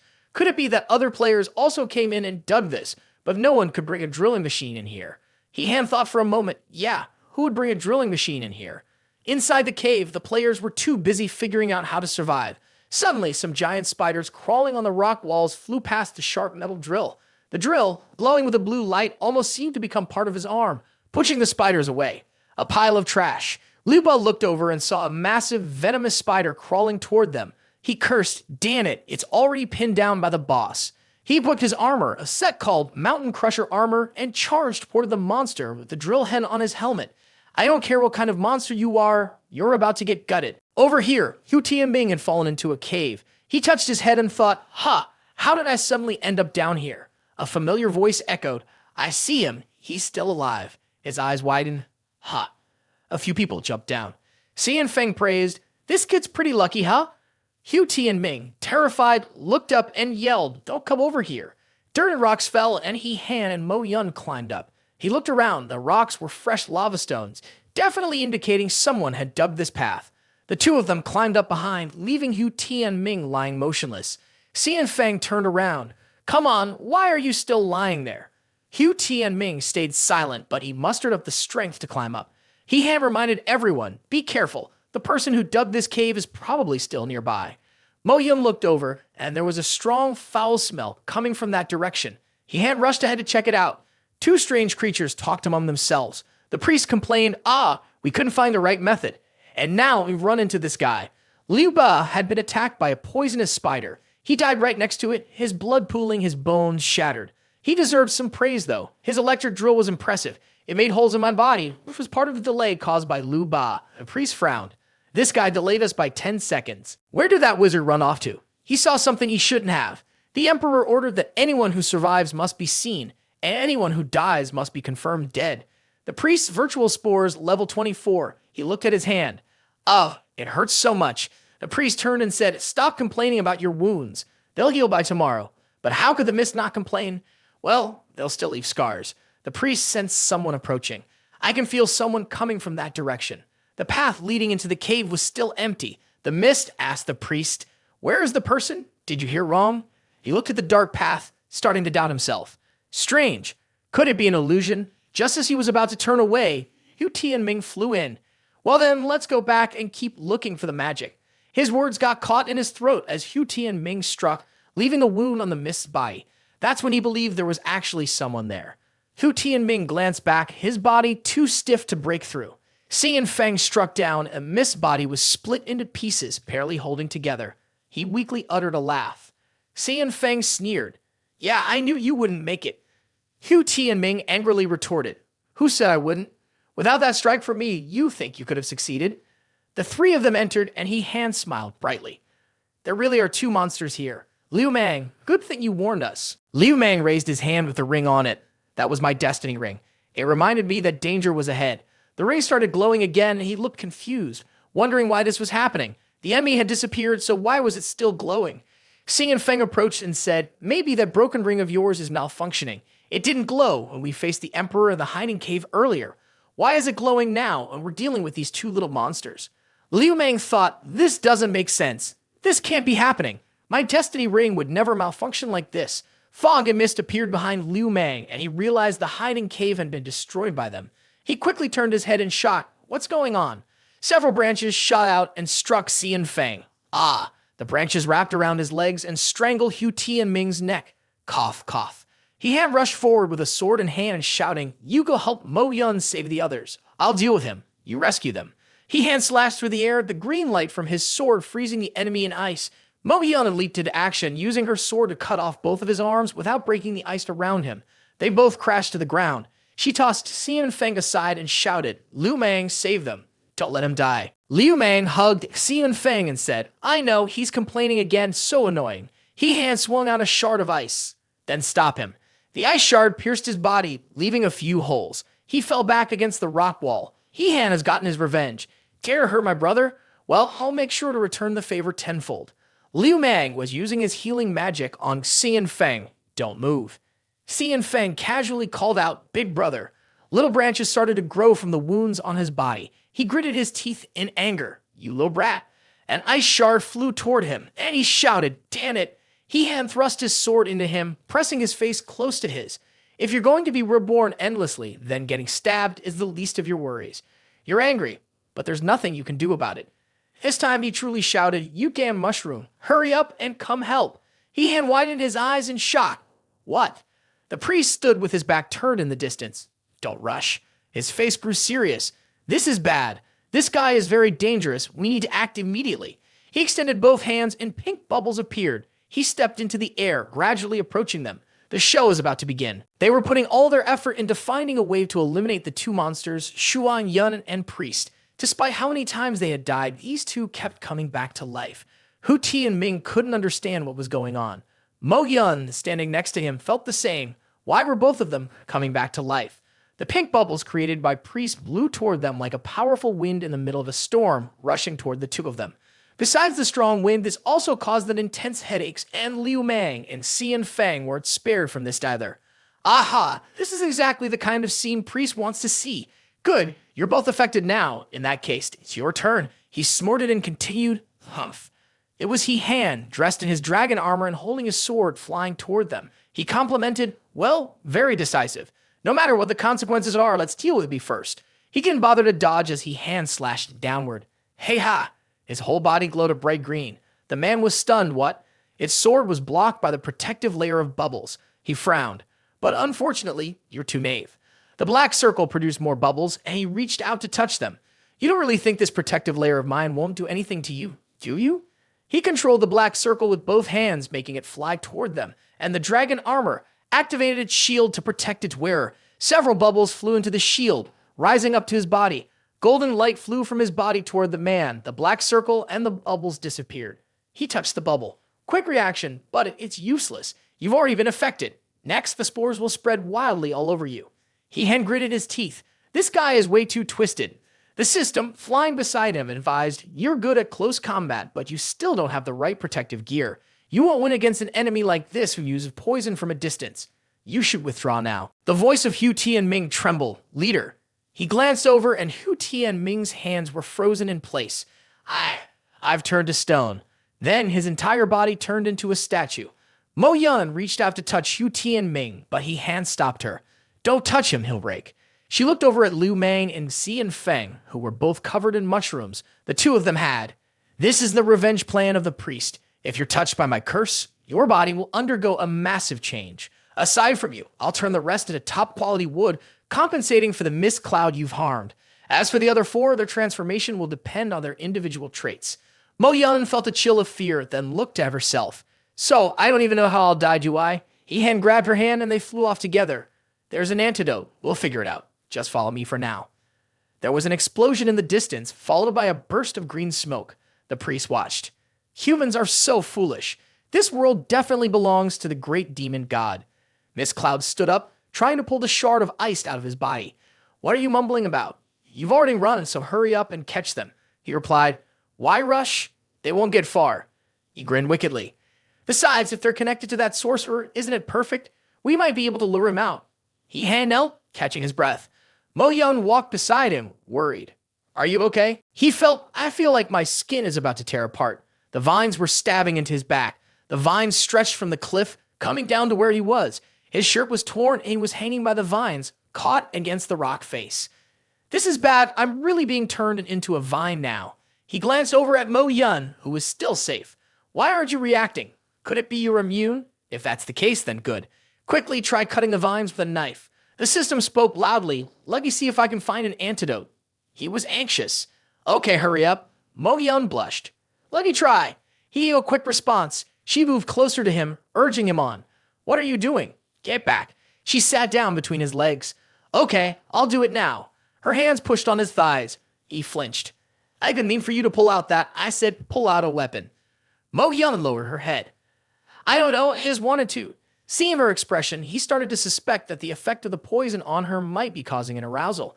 He shouted loudly, System, it's all up to you now. Hurry and bring the antidote. He shouted, snap out of it. Stop being so mesmerized. The system drooled, gazing in a trance, completely focused, unable to take its eyes off the tempting scene. Mo Yun placed a hand on her left chest. I don't know anymore. My heart is beating too fast. He-Han, now truly worried, said, Big sis, my heart is beating even faster. This is not the time for this. You have to stay calm. The system floated over, whispering in his ear, just sit down, and you'll feel amazing. He snapped angrily, and you, shut that wicked mouth of yours. Then, Mo Yun stared straight between his legs. I want to try. I feel like I really need it. He-Han's face turned pale. Absolutely not. She's losing control. Any other player or those two demons will be drawn here. Immediately, he made a decision. System, help me clear this trial once we get out. I'll let you see.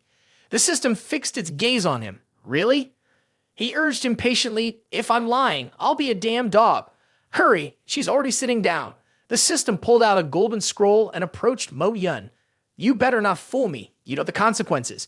A golden glow radiated from Mo Yun's body. She suddenly regained her clarity. What just happened? Why am I here? Mo Yun came to her senses, realizing that she was sitting on He-Han's lap. He sighed in deep relief, silently thanking the heavens. At last, she had regained her sanity. I looked down at what I was holding in my hands, and He-Han let out a mocking laugh. Given the size of my little brother, calling it holding might be a bit rude. Mo Yun beat him up. You can turn around now. What has this thug done to me? I was wronged, tied up, and couldn't even fight back. Look clearly right now, I can only be passive. Is that clear enough? This is all because of the spore poison from that guy. She took another look.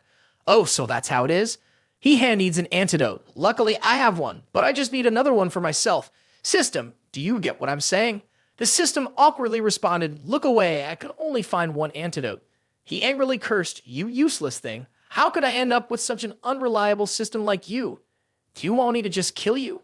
The system was startled. I didn't expect to run into a situation like this. Mo Yun glanced over at him, realizing he was starting to babble. So the poison has reached your brain, huh? You're starting to talk nonsense now. The priest walked over. I found it. He and Shuang Yun had made it here, carrying my poison with them, but they had managed to run off so far, I must have underestimated them. Mo Yun raised her knife. Stop. Don't come any closer. He-Han, sitting below, mocked her. Sis, don't you think what you just said is a bit unnecessary? The mist of surprise hung in the air. How is that damn woman still fine? He wondered. Did she not get poisoned? Even the priest couldn't believe it. There's no way someone could be immune to my spores. It must have been that wizard. Capture her. I need a prisoner. We have to find out where that wizard is hiding. He-Han thought to himself, a wizard, they're hunting down a wizard. Shuang Yun stepped forward, his hands stretching out. All right, I'll tie her up. Several branches reached toward her, and she sliced them with her dagger. He-Han called out loudly. Mo Yun used fire magic to counter it. She raised her guard with the dagger and replied, I thought of that, but I don't have any skills for that element. Shuang Yun laughed loudly.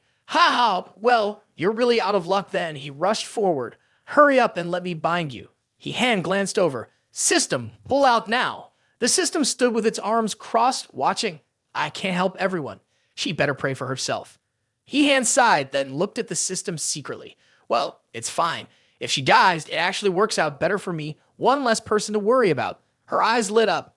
You're right. She can't die. The system tossed a yellow orb, compensating her with this. On Mo Yun's side, she used her sword to block the tree branch from reaching her. This easy victory is addictive. The yellow orb flowed into her sword, and the mist reached out to catch Mo Yun. The game ended. He-Han shouted loudly, Mo Yun, don't give up. Fight back quickly. She tightly shut her eyes, holding the sword and swinging it without hesitation. The fiery sword slashed through him, and he was stunned. What? She opened her eyes to look at the flaming sword in her hand.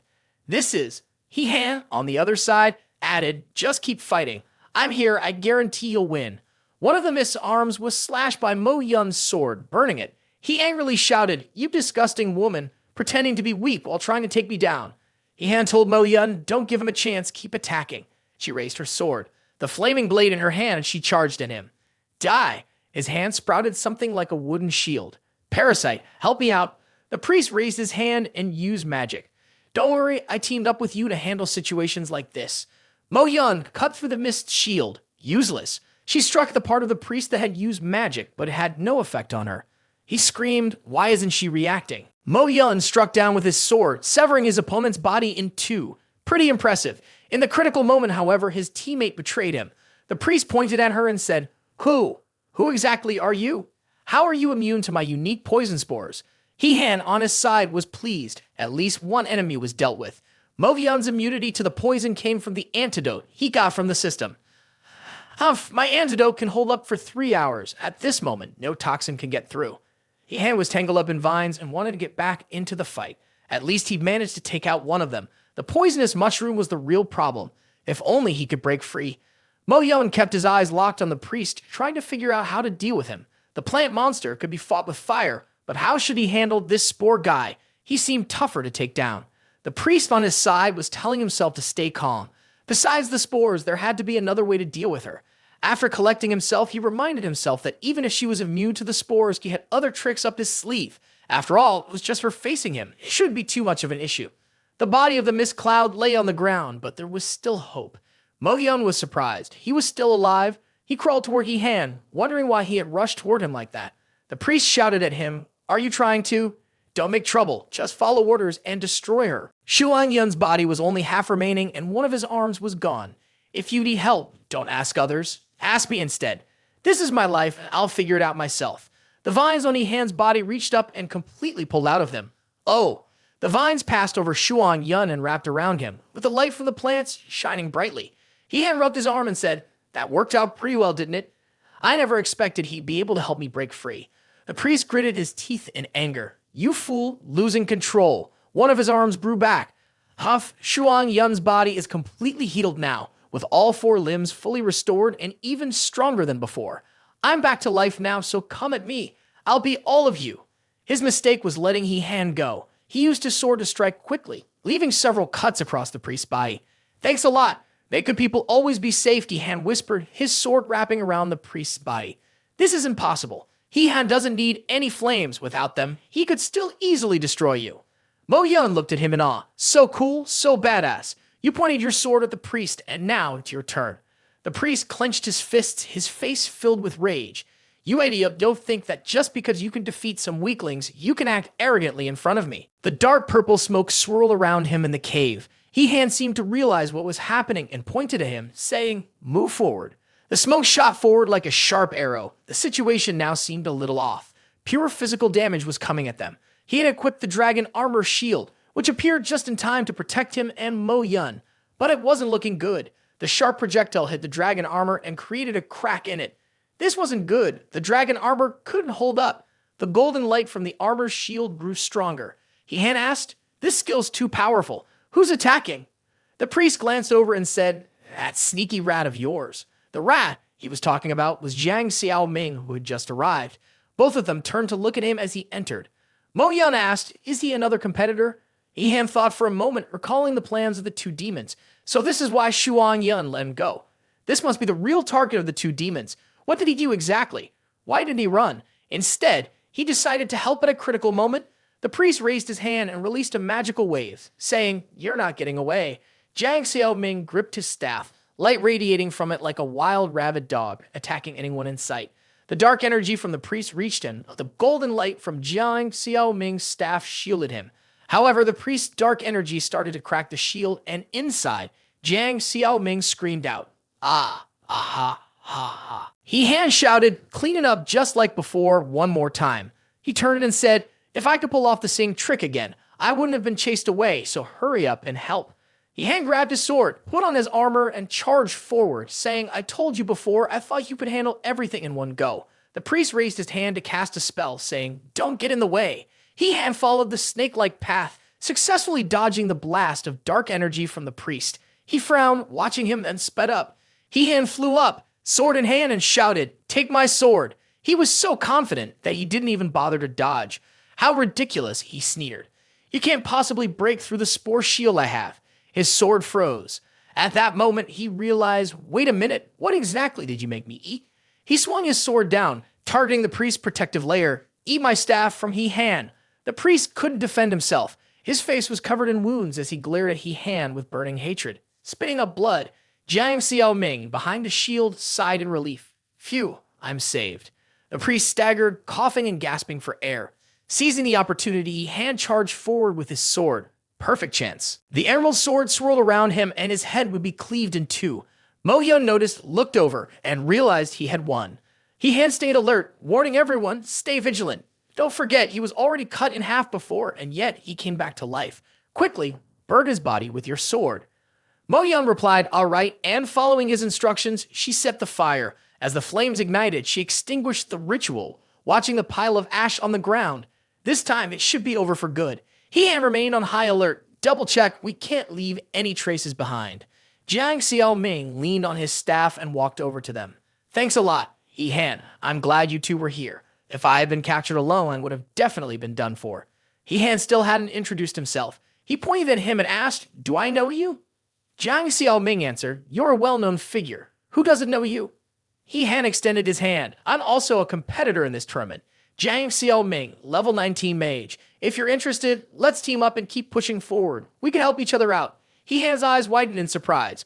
What exactly did you do that made these two experts so determined to hunt you down? Jiang Xiaoming responded, it's a long story. I'm not even sure where to begin. Before he could finish, Mo-yeon interrupted, what's this? Dark energy began to swirl in a circle. They both turned their attention to it. Is this guy immortal? The shape of the priest and the black mist rising around him. This time, in this rebirth, he was determined to take revenge. You all die for me. Jiang Xiaoming raised his staff, which emitted a bright light. This is bad. He wants to kill us with poisonous spores. The bright circle where the black mist had gathered earlier was the place where he was being revived, while below him, the poisonous mist surrounded him.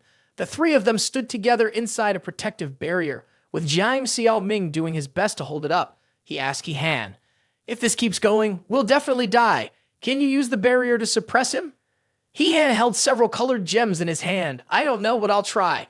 The other colored gems flew into the air and the staff's light shone on them, transferring all its energy. Inside a blue crystal, the priest's voice rang out loudly. You're just wasting too much of your own power on something like this. When you run out of strength, I'll be able to tear you apart easily. He-Han held his sword and said, does it really not work? I wouldn't be so sure. The priest feared. Are you planning to? He-Han raised his sword, pointing it at the blue crystal. Ice energy from the blade spread across the crystal. Inside, the priest screamed desperately. No, you want to imprison me? If I can't kill you, then I'll imprison you. The blue mass, which had once been a living organism, had now turned into an ice block that fell to the ground. A few dark clouds and shadows inside it revealed him and the toxic gas he had released, which had now frozen. He-Han wiped the sweat from his forehead and said, this ice block won't melt for a month. Let him freeze to death inside. Jiang Xiaoming sighed in disappointment. The treasures that were buried at the bottom of the box are all burned up. He hand-stored his equipment, the Azure Dragon armor, and placed his hand on Jiang Xiaoming's shoulder. Don't be discouraged. There are definitely better treasures down there. We'll make a good profit, both in treasure and in experience. He turned around. Let's go. We should check on the Xian Feng group. Mo-yeon glanced at him. That's right. They must have already neutralized the poison by now. Jiang Xiaoming lowered his head, his face hidden from view. His expression was filled with ambition and malice.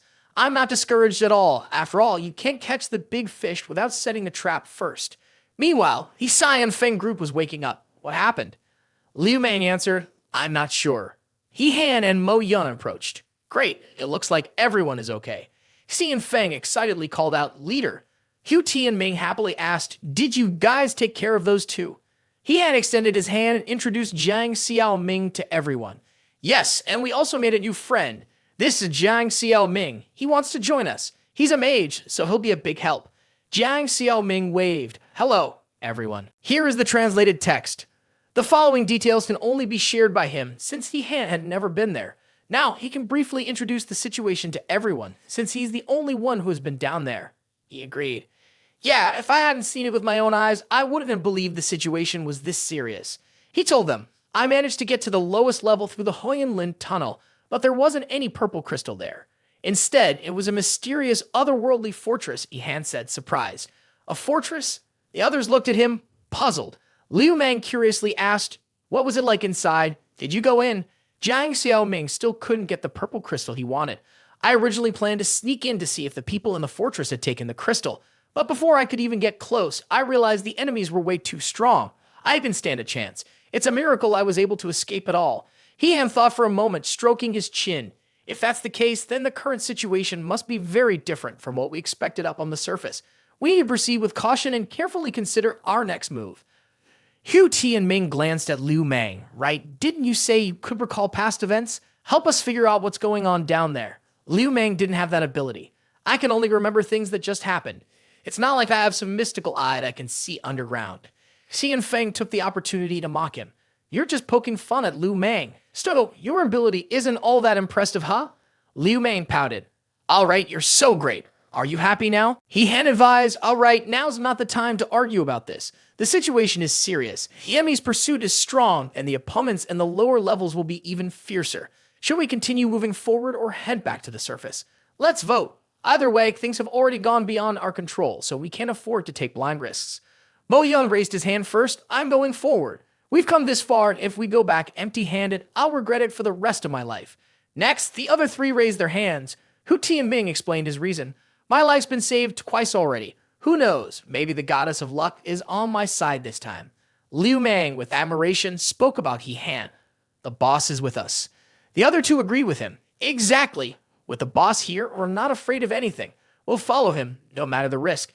He Han smiled, satisfied with their determination. He then turned to Jiang Xiaoming, who had been silent the entire time. What about you? Do you want to continue? Jiang Xiaoming replied, with all of you here, I feel at ease. No matter what happens, I can't let my crystal go to waste. I trust that we'll be rewarded for this. He Han shouted, all right, then let's keep going into the depths of the cave. They raised their hands high, showing their resolve. Let's go. Xian Feng asked Jiang Xiaoming, by the way, would you be interested in joining our team? It'll make a big difference in battle and will be much more effective. He waved his hand in refusal. No, I prefer to continue working as a free agent. But don't worry, I'll still give my all to help you guys.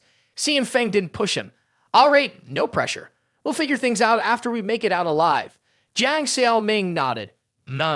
He Han then asked him, have you ever been to the bottom level? Could you lead us there again? Jiang Xiaoming raised his staff.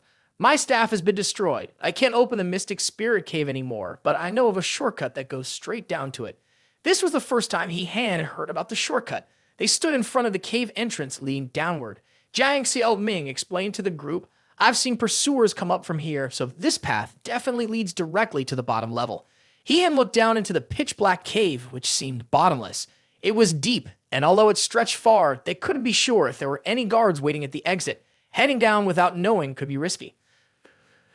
Hu Tianming volunteered to go first. My movements are quick and nimble. Let me go down and check it out. If there's any trouble, I can escape faster. You guys stay here and wait for my signal. Jiang Xiaoming assigned roles based on their strengths.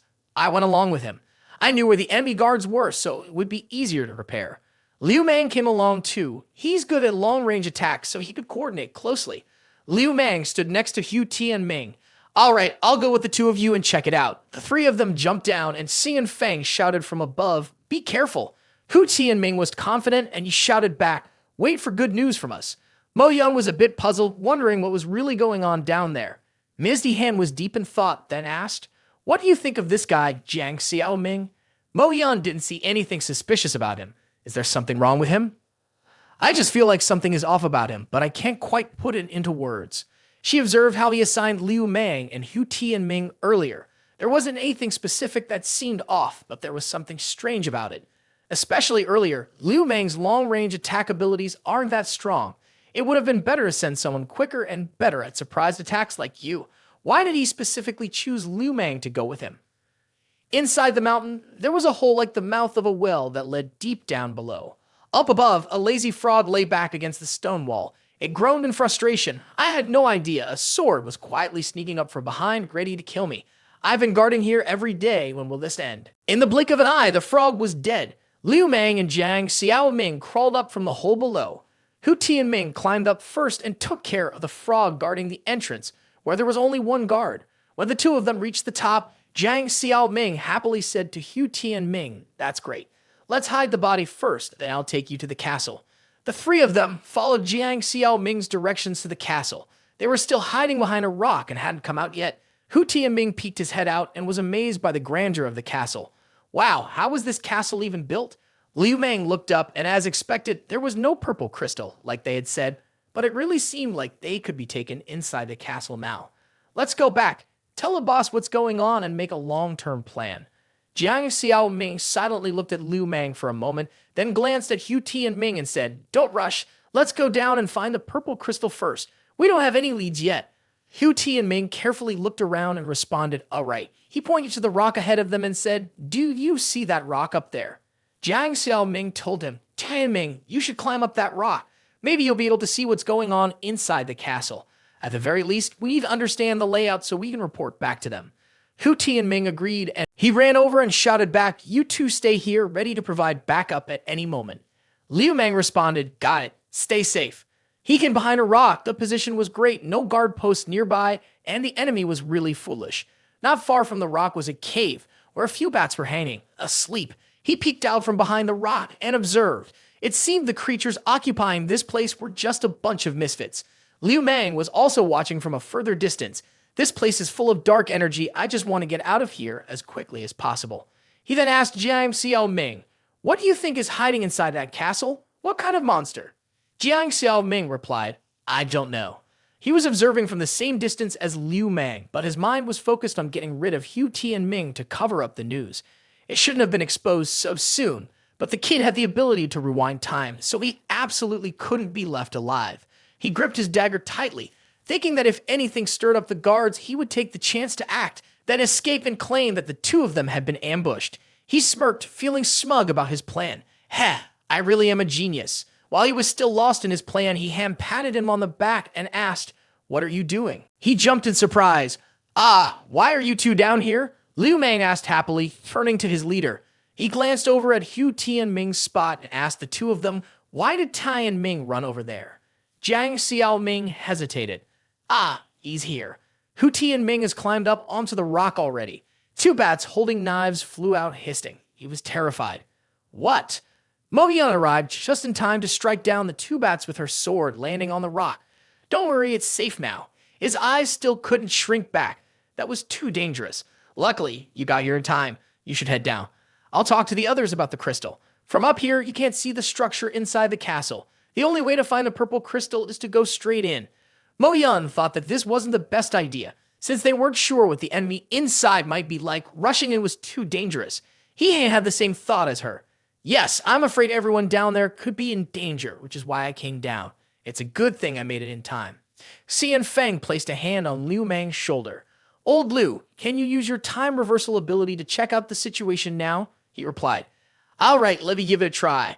Jiang Xiaoming widened his eyes behind his glasses. He couldn't let him reverse time, or his true identity would be exposed. He pressed the top of the dagger's hilt, realizing now that it was a gamble. Just then, the ground exploded, catching the attention of the group.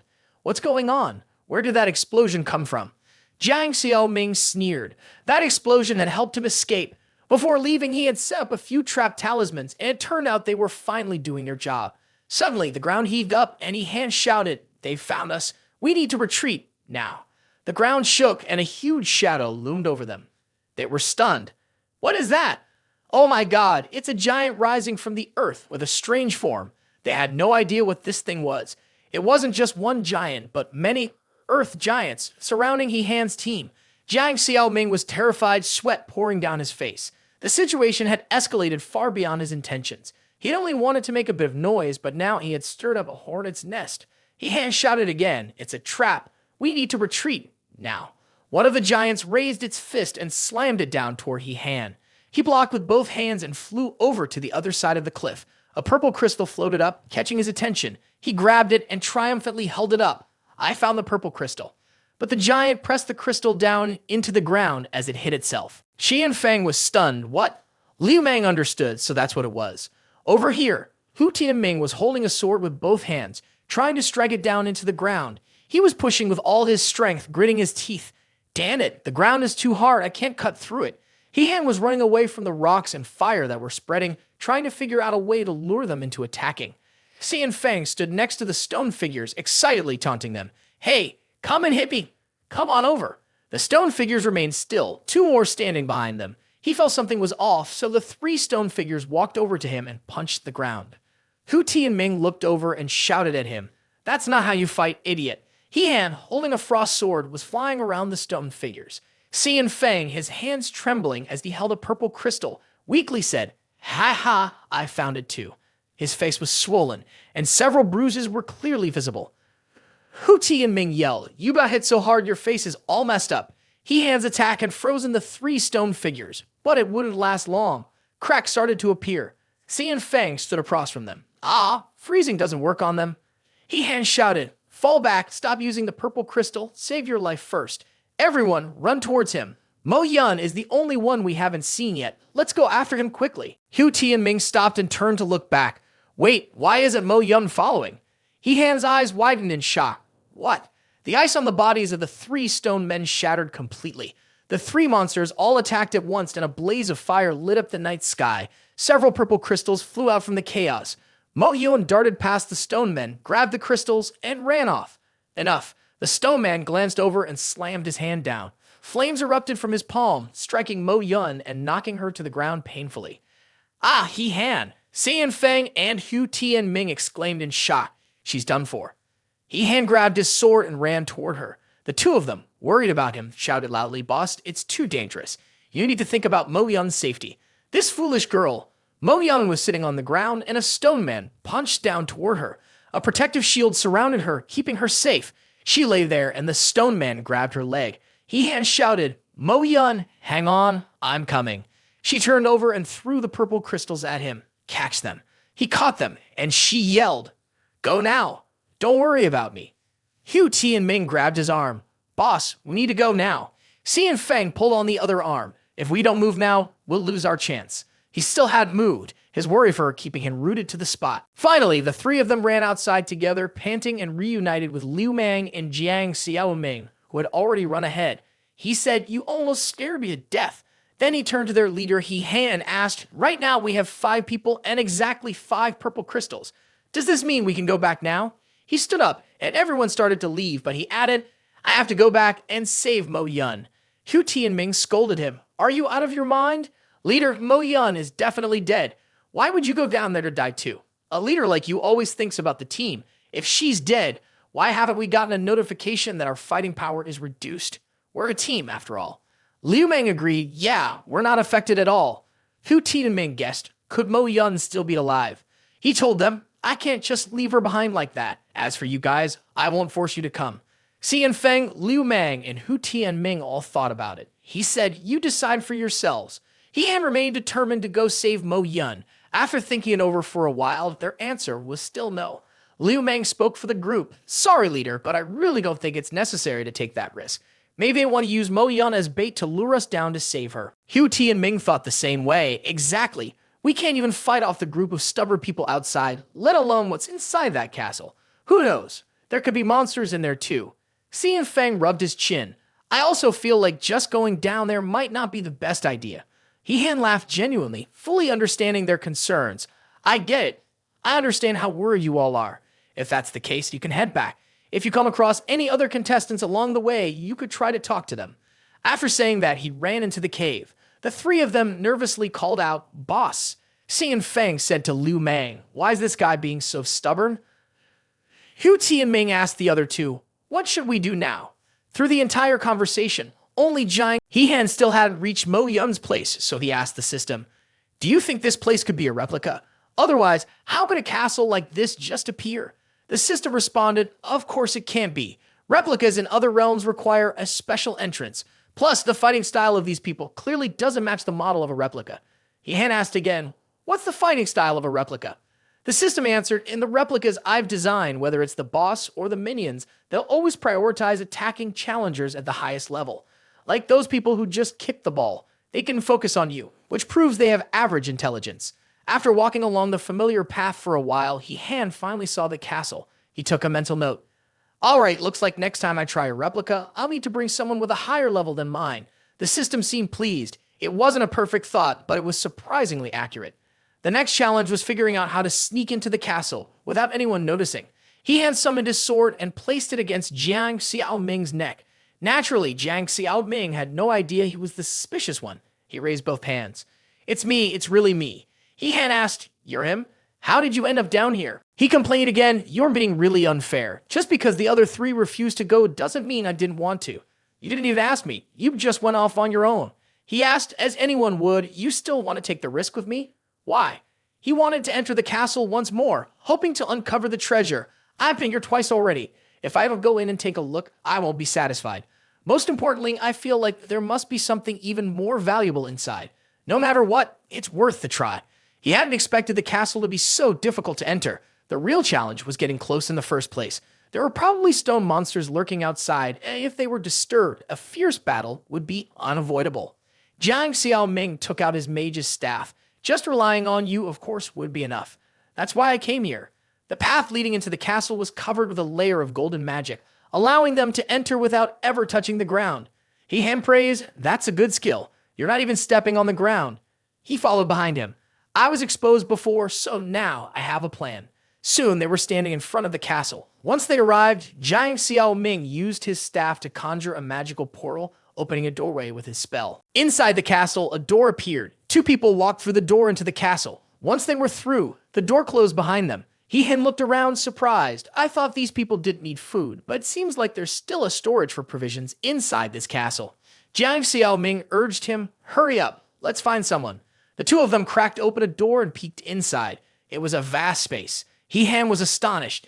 This space is much bigger inside than it looked from the outside. Jiang Xiaoming speculated, there are probably other dimensions within this strange castle. It's already so bizarre on the outside, so I bet there are other hidden spaces inside. They walked along the wall. He-Han wanted to ask a prisoner nearby to find out where Mo Yun was being held. Wandering around like this isn't going to work. We should find a prisoner to interrogate and figure out where Mo Yun is locked up. A strange creature walked by in the hallway carrying a wooden box. He ducked behind a pillar and peeked out. Who was that? A dream lover of the third master? Jiang Xiaoming also watched. Forget about it. Let's follow and see what happens. The creature entered a room with a wooden box. The two of them followed closely, hiding to the side. They were about to leave, but Mo Yun's voice called out from inside, stopping them. "Let me out." Mo Yun was shackled to the chair. "Let me go. If you want to chop me up or kill me, just do it already. Don't torture me with this kind of trick." Three white creatures with long tails stood around her. "Oh, my auntie, please don't move too much. It took a lot of effort to tie your hair up neatly." The first creature spoke. "Miss, our master values you highly. You've earned his blessing after 8 lifetimes of good karma." The second creature also praised its master. "Tonight's the wedding ceremony. Tomorrow you'll be a lady of the house." They laughed joyfully as they looked at her, their violent temper making sense. No wonder the master liked her. Jiang Xiaoming only heard her cries. He could only guess what the situation inside was really like. "Are they torturing Mo Yun?" Her voice sounded very defeated. He-Han's face twisted with concern. "Let me check. Does this boss have a thing for forcing women?" The white creature with the long tail was placing a crown on Mo Yun's head, and she screamed louder. "Let me go." The creature lost its patience. "Stop moving." It raised its hand to strike her. "Do you want to die?" He-Han's voice was filled with killing intent, and he stepped forward, grabbing the creature's wrist in shock. The creature returned. "Where did this freak come from?" It shouted, "Have you eaten the lobster's liver?" He punched it in the jaw. Mo Yun looked at him, surprised he really had come back to save her. He kicked the second creature in the face, and he had already taken care of all three. It used the last of its strength to reach for the bell. Panting, "Hurry," sounded the alarm. Jiang Xiaoming swung his staff, and the magic blast killed the creature. Don't mess up. It jerked suddenly, then collapsed, unconscious on the ground. He-Han quickly moved to Mo Yun's side. "It's okay, I came to get you out of here." She scolded him, "You idiot." Then she asked, "Did you guys leave? Why are you back?" He answered, "Once we're a team, I can't just leave you here alone." Jiang Xiaoming opened the door and shouted, "Stop talking, let's go, hurry." The three of them ran off. He asked, "Can't we find a wall nearby to go through?" "The safest way is to run first. We don't know what might be behind that wall. Going back the way we came is still the safest. The falling rocks are coming, damn it. We've been spotted." He-Han and Mo Yun swung their swords to cut them down. Little Ming collapsed to the floor. It was dangerous. The rock creatures were closing in again. She looked over, realizing it was bad. They were the same pesky monsters from before. He held his sword tightly. No more time to waste. Her eyes widened. "What are you going to do?" The sword He-Han carried blazed with fire as he aimed it at the nearby wall. A hole appeared in the wall, and the three of them jumped through. Ah! They had successfully escaped. He-Han grabbed Jiang Xiaoming's hand. "Hurry, just a little longer, and we'll be outside." His body dragged across the ground. "I twisted my ankle." Mo Yun reminded them. "Be careful, there are archers," Jiang Xiaoming warned. Archers were stationed on the city walls, shooting arrows down at them. He shouted, "Activate the Dragon Saint armor." The arrows shot towards them, but were blocked by the shield of the armor. Jiang Xiaoming was waiting for the moment the Dragon Saint armor appeared. He didn't blink, waiting eagerly, and finally, the moment arrived. His staff appeared, and a ring of light moved toward Mo Yun, knocking her out of the armor's protective shield. He-Han was holding up the shield. He was stunned. What? His hands turned into claws. Using his staff, he cast a dark curse on He-Han while he was focused on the shield. Blood poured from He-Han's mouth, and the enemy laughed maniacally, enjoying the moment. Ha ha ha ha, I've waited so long, and finally, I've caught my chance. His spell ripped the Dragon Saint armor off He-Han. Moments later, Mo Yun planted her sword into the ground and stood up. You bastard. She grabbed her sword and charged at him. Die. As her sword struck, the armor shattered. Even she couldn't believe her eyes. What? He was wearing the Dragon Saint armor, the Dragon Saint equipment. I finally gathered everything. He-Han fell to the ground. Ah! Mo Yun rushed over in worry. He-Han. Jiang Xiaoming looked down at the dragon armor he had just snatched from He-Han's hands. It was indeed a treasure so beautiful. He hugged his injured body. Who exactly are you? He removed his mask. I once tried to invite you, but unfortunately you didn't understand, so I had no choice but to resort to some tricks. Mo Yun was stunned. You are X. He laughed.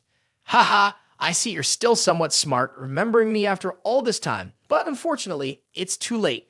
Mo Yun finally realized the target all along was the dragon armor, but even if he got the sacred armor, it would be useless. The stone people were very close, and they had surrounded them. No one was getting away. He took out a green gem. Not necessarily. This green gem can turn into the dragon saber. This made Mo Yun suspicious about the dragon saber. Wasn't he a mage? The man held the saber and charged toward the stone people. Mo Yun guessed, could it be that he's doing two jobs, a mage and a warrior? He blamed himself for being so careless, letting him hide his true intentions for so long.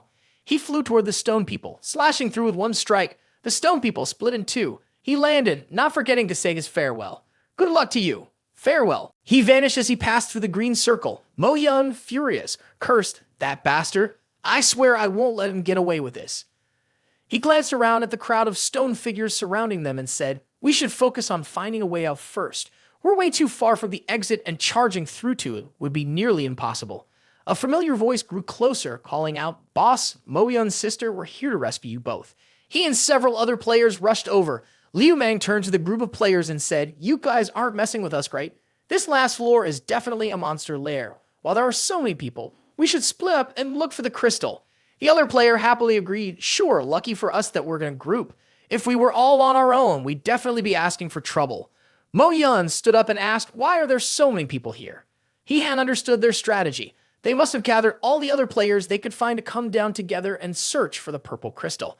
That way, they could share the pressure. He stood up and ran toward the group of players, saying, this is a rare opportunity, let's push forward.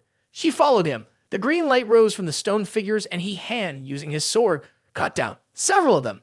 As he landed, he asked, why did you all come back? 3 people knelt down. Before that, the 3 of us had betrayed the trust of the boss. We truly deserve to die 1,000 deaths. We begged the boss to give us a chance to atone for our sins. He raised his hand, signaling to the good brothers. Everyone could return now. Everything had been proven. The rocks exploded everywhere. They looked over. What's going on here?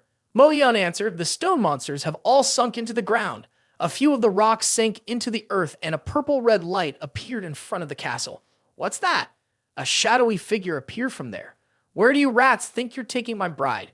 He was the Dark Demon King at level 26. He seemed to know he would show up sooner or later.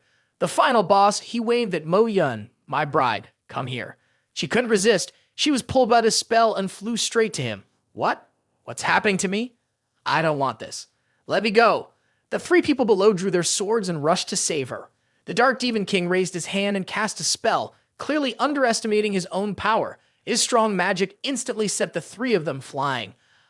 He-Han was knocked back and suddenly felt his body lengthen. The difference in power is too huge. What should we do now? The players were stunned as they witnessed the power of the Shadow Demon. What kind of monster is this? It's terrifying. He used another spell that made the ground where the players stood explode, sending several of them flying. He-Han was also affected by the strong winds. He asked, System, do you have any intel on this guy? The system rubbed its chin and replied, I don't remember creating this one, but any boss at this level surely has a weakness. If you can find that weakness, you won't have to be afraid. He shouted angrily at the system, spitting as he did. The problem is, how am I supposed to know what this guy's weakness is? He thought for a moment and then suddenly remembered. Wait a minute, why didn't the demon god send his underlings to hunt down X X has always wanted to destroy Liu Mang. Could it be that they're afraid we'll learn the demon god's secret? He turned to Liu Mang and said, "Hurry, use your ability to recall. Let's see what really happened the first time Jiang Xiaoming came here." Liu Mang, who was helping Hu Tianming get back on his feet, responded, "Okay." He summoned a dark green circle with his magic and walked forward.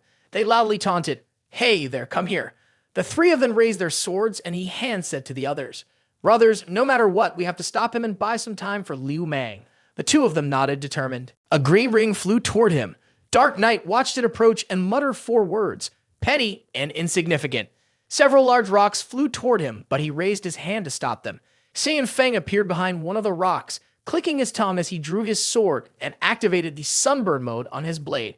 He slashed down, asking, "Are you sacrificing the weapon's lifespan for a single high-damage strike?" Saiyan Feng slashed again and saying, "Kill, kill, kill." Dark Knight slammed his foot into the ground with such force that it sent Saiyan Feng flying, causing him to cough up blood. He felt worried. Hu Tianming stepped forward and said, "Let me handle this." He raised his sword and charged, striking from above toward Dark Knight. Dark Knight dodged the strike, causing the castle wall to crumble. He looked back and said, "Oh, that move's interesting." Hu Tianming replied, "The interesting part is behind you." He swung his sword down, shouting, "Ah, ah, ah." The slash was like a net, aiming to trap its prey. "Let's see how you escape this time." The sword strikes hit him in several places, but they didn't cause any harm. Instead, he was the one who suffered injury. You cough, cough. He raised his hand, channeling magic. "Are you really going to give it your all until you die? Well then, let me send you on your way." As the attack was aimed at Hu Tianming, Han quickly rushed over and pushed him out of the way. "Watch out!" Hu Tianming whispered, "You barely have any strength left. Don't speak anymore. This guy is too strong. Boss, cough, cough, just run." Han, standing beside him, said, "Don't talk anymore." He then asked Liu Mang if he had made any progress. The green circle was still in front of Liu Mang. "Not yet," said Dark Knight, glancing at Liu Mang. "You're suspicious. To ensure safety, I'll eliminate you first." Mo Yun flew into the air. "Don't even dream of it," he sneered. "You stab with your sword, but you can't even pierce him." She was shocked. "What?" He grabbed her. This woman really didn't know how to listen. She struggled helplessly. "Oh wow," Liu Mang said in surprise. "I've seen myself." With one hand, he held Mo Yun, and with the other, he cast magic at Liu Mang. Han called out in panic for Liu Mang. He sneered, "It's a shame you'll never be able to speak again." Liu Mang's head felt like it was on fire, but he still had enough strength left to remove the ring. As the ring fell, Han suddenly realized, could the secret of the demon god be hidden in that ring? He screamed, "Damn it, you won't get away with this." The ring hit the ground, and Han quickly ran toward it. He had to get that ring. A dark circle appeared around his finger. "I only need to snap my finger, and I can crush you."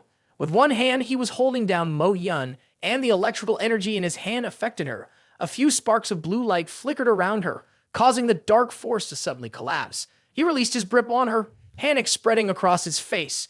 "This is bad." Hand gripped the golden light in his hand tightly, smiling. "Mo Yun, well done." The light in his hand shone brightly, his brows furrowed. He recalled that this was the same battle that happened when they first reached the final floor, right? Back then, the dark force had stood above them, casting a spell that caused the ground to burst into flames. They had to move quickly to avoid it. It was only then that the dark force realized something was strange. Despite having the appearance and magic of a sorcerer, it had the speed and agility of a warrior. How odd. "Priest, go to Master Mashen. I will handle him." Dark Knight glanced over and replied, "No need. I want something from him as well. And Jiang Xiaoming, I need to stretch my muscles a bit. Leave him to me." X asked, "Professor, have you still not found the way out? The scan results show there's a secret passage over there, right?" A green light glowed around Han as he reasoned, "Professor, it seems he's been in contact with the outside world. He must have a team supporting him. If that's the case, by observing this battle, we can figure out X's background. Once we're out of here, I'll make sure to track him down and settle things." X was seething with anger as he recalled the past. Damn it, the organizers are useless. They built an underground castle and didn't even know about it. Dark Knight landed right in front of X, causing him to instinctively step back in shock. Dark Knight grinned wickedly. "Don't rush off. Play with me a little first." X replied calmly, "The boss blocked me. I need his intelligence. It's because he knows Dark Knight's weakness." "Oh, a dragon phobia, huh?" Dark Knight stuttered. How? How did you know?" The light in Han's eyes brightened. "Because of that precious item, the dinosaur-like physique, does that mean he can transform into a dinosaur?" He recalled something from before, and with a quick motion, X placed his hand over his mouth, while his other hand slipped into his sleeve. I understand now. I just want to buy some time, not get involved in the fight.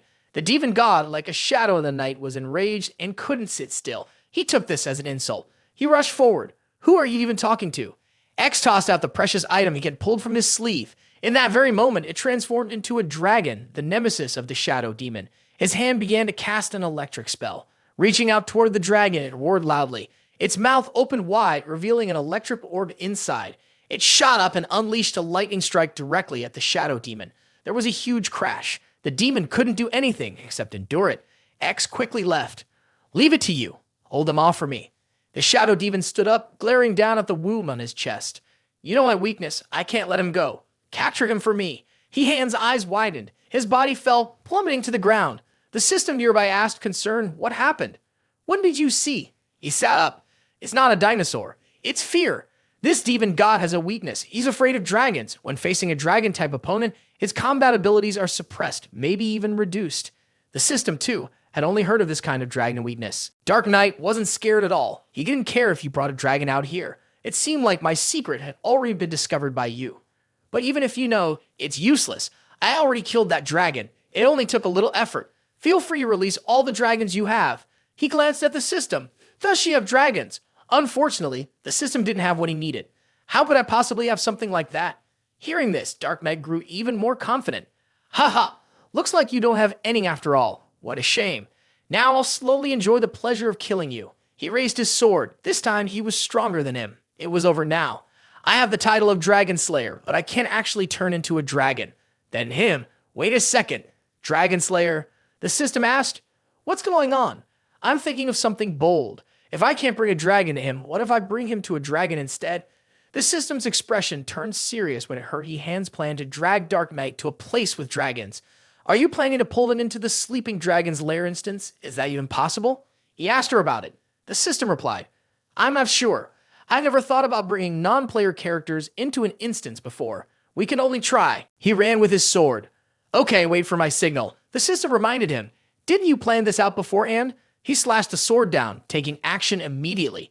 The ice from the blade froze the arm of the dark figure. He remained calm, saying, Isn't this method a little too childish? In just a moment, the ice on his arm shattered. Is this all you've got? You're really disappointing me. He-Hand sneered. I was just testing how long you could stay frozen. Time's up. As the freezing vortex twisted, it shot up as the sword came down. He shouted at full power. The dark figure gritted his teeth, and as the vortex soared high, it froze his entire body. All that could be heard was his voice. Huff. He was buying time. He-Hand leaped into the air. At that moment, a golden magical circle appeared behind him. All right, the ice on his body shattered. Damn it. The dark figure fell. He-Hand rejoiced. It's a success. As he fell, the dark figure used his hands to release a surge of lightning. Do you want to die? The lightning struck, causing He-Hand to be injured and cough up blood.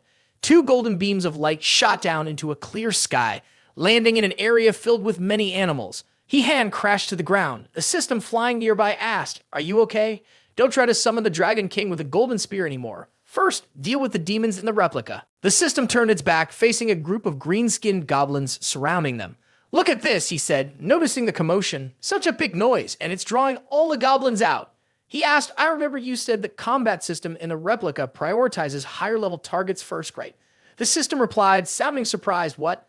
Amdel walked up, and the goblins parted to let him through. He seemed pretty confident. My rank is lower than his, Amdel muttered, clearly displeased. This jerk brought me all the way to this remote, no-good place.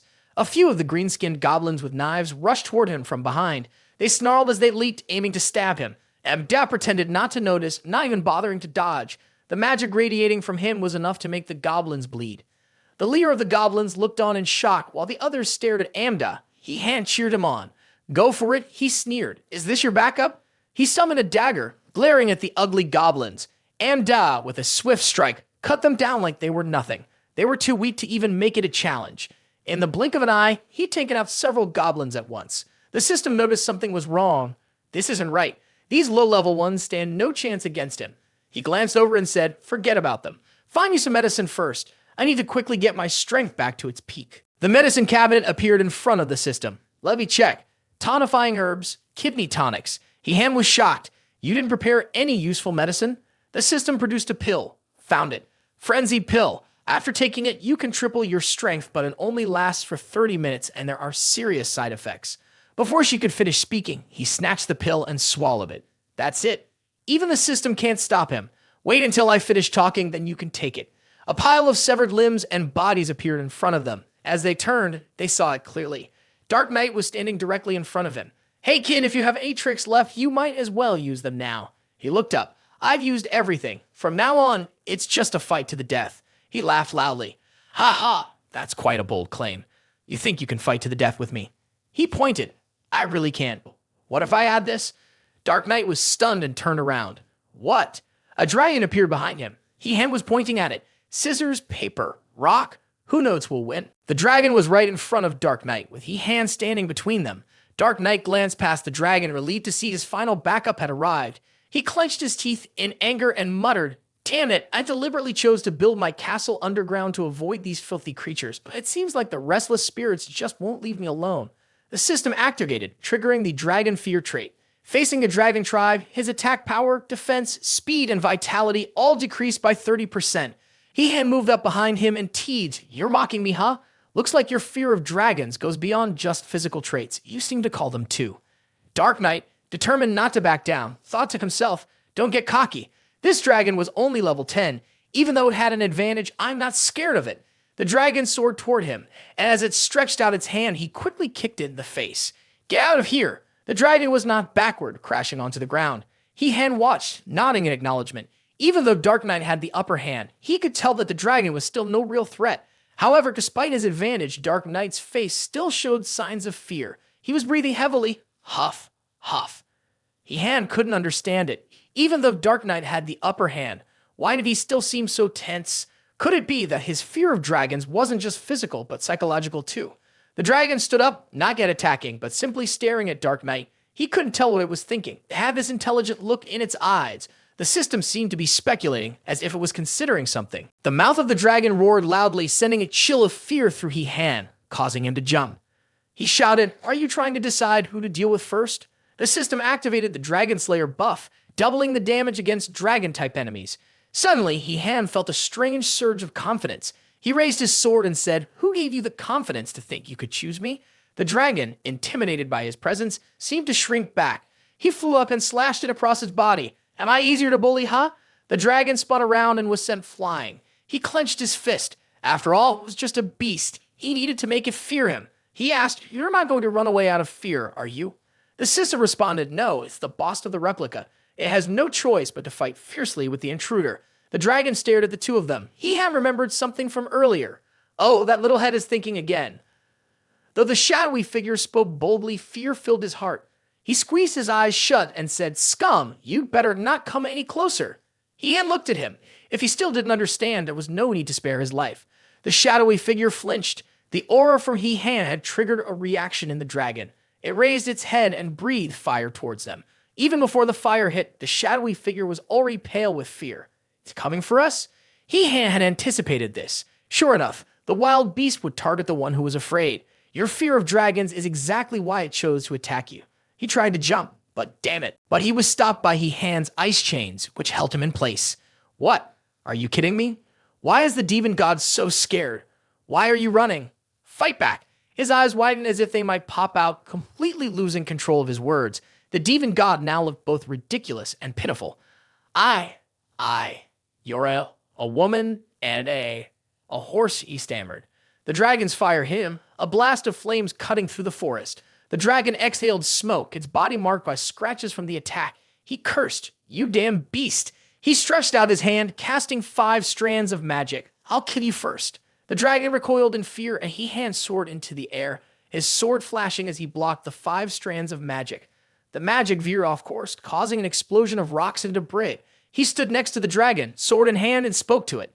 Hey, little dragon, you can understand me, right? Let's work together. If we beat that guy, you'll level up. The system said to him, Is this a copy? Its rank has already been preset. It's fine, you can adjust it. As for her, just focus on inventing new body postures. The system blinked. He asked, So, what do you think? Do you want to team up? The dragon nodded. You got a great partner. Now it's time to go after the demon god. Hand pointed at the little dragon. Go ahead. The dark figure laughed loudly. You two pathetic fools think you can beat me? He released a burst of magic. Clearly, it was a wild fantasy, and the magic headed straight for He-Han. His eyes widened. This was bad. The little dragon stood in front of him, its mouth wide open, spewing fire. He smiled. Well done. As expected from a golden-armored earth dragon, the little dragon's tail swayed back and forth, catching his attention. The little dragon used its tail to knock him away. He-Han flew off, but glanced back, thinking, this is a good teammate, and even he couldn't hold his own against it. The dark figure was still fiercely battling the little dragon. He-Han appeared, his sword in hand, striking down. The enemy blocked with both hands. He couldn't help but say, this is what you think can stop me. The dark figure sneered, you're already scared, you've only seen a fraction of my true power. Little dragon, the fire flew past him, leaving a huge hole in his chest. He looked down in shock. What? What's happening? Little dragon collapsed, and the darkness in his eyes grew intense. The bloodshot veins in his eyes now clearly visible. He gritted his teeth. Ah. The sword pressed down hard, forcing him to kneel and brace himself. The blade struck his shoulder, and he coughed up blood. Cough, he asked. Now that it's come to this, do you have anything else to say? He lowered his head. Please spare my life. I swear I'll. The darkness in He-Han's eyes flared as he struggled to stand, then extended his hand. You're nothing but a mongrel. Die for me. He turned and swung his sword. A few flashes of blue light streaked across the body, and the man weakly said, I won't accept this. The dark figure broke apart into pieces. He felt a sense of relief. It was finally over. He wiped the blood from his mouth, coughing, and collapsed to the ground. The system advised, this is a side effect from the medication. His body's functions have now surpassed their limits, and he absolutely cannot continue fighting, or it will risk his life. He wiped his mouth. So this is the after effect. I thought I'd explode right then and there. The green-skinned demon jumped up holding a wooden stick, hissing. He-Han's body stiffened. Something was wrong. He realized he couldn't move at all now. Where did the fire come from to burn that green-skinned demon? He glanced over, seeing Little Long collapse on the ground, barely moving his fingers, still twitching. He responded, thanks a lot, my friend. A blue light from the system covered Little Long, and he disappeared. The system spoke to him. The duplicate mission has been completed. You can leave now. On this side, everyone felt relieved. Xian Feng had taken care of everything. Liu Mang, with a bandage over his injured right eye, was thinking. He wondered where the boss had gone. Could it be that? Hu Tianming, standing beside him, quickly interrupted. Stop saying nonsense. The boss is so strong, how could something happen to him? Liu Mang knew that only He-Han had faced the dark demon. I know, but still, he went up against the demon god all alone. Hu Tianming cut him off. Shut up. Mo Yun sat in silence, looking gloomy. A familiar voice suddenly rang out. Looks like I came back just in time. He stepped through the circle, thinking everyone had already left. The three of them happily rushed over. Boss, ha, we knew you'd be fine. On the other side, through the listening device, the man in the red outfit could track He-Han's movements. Oh, He-Han managed to survive and come back unharmed. I'll be waiting for him at the cave entrance. He must have missed me. The organizers stood outside the cave entrance. Supervisor Chen checked his watch. It had been a long time, yet no one had come out. It seemed that the remaining contestants had all. The man in the red shirt sitting nearby said, don't worry. Supervisor Chen will have a surprise for you. You have to trust these contestants. A subordinate of Supervisor Chen whispered in his ear he's the first one to reach the bottom level. Chen suddenly remembered. Oh, it's him. He turned to the man in the red shirt and asked, even we couldn't determine the direction of the bottom level. How did you manage it? Do you have some secret weapon? The man in red didn't hesitate. If you're talking about a secret weapon, then if I tell you, will it still be a secret? Supervisor Chen gave him a stern look. I don't think you can act arrogantly just because you have a few tricks.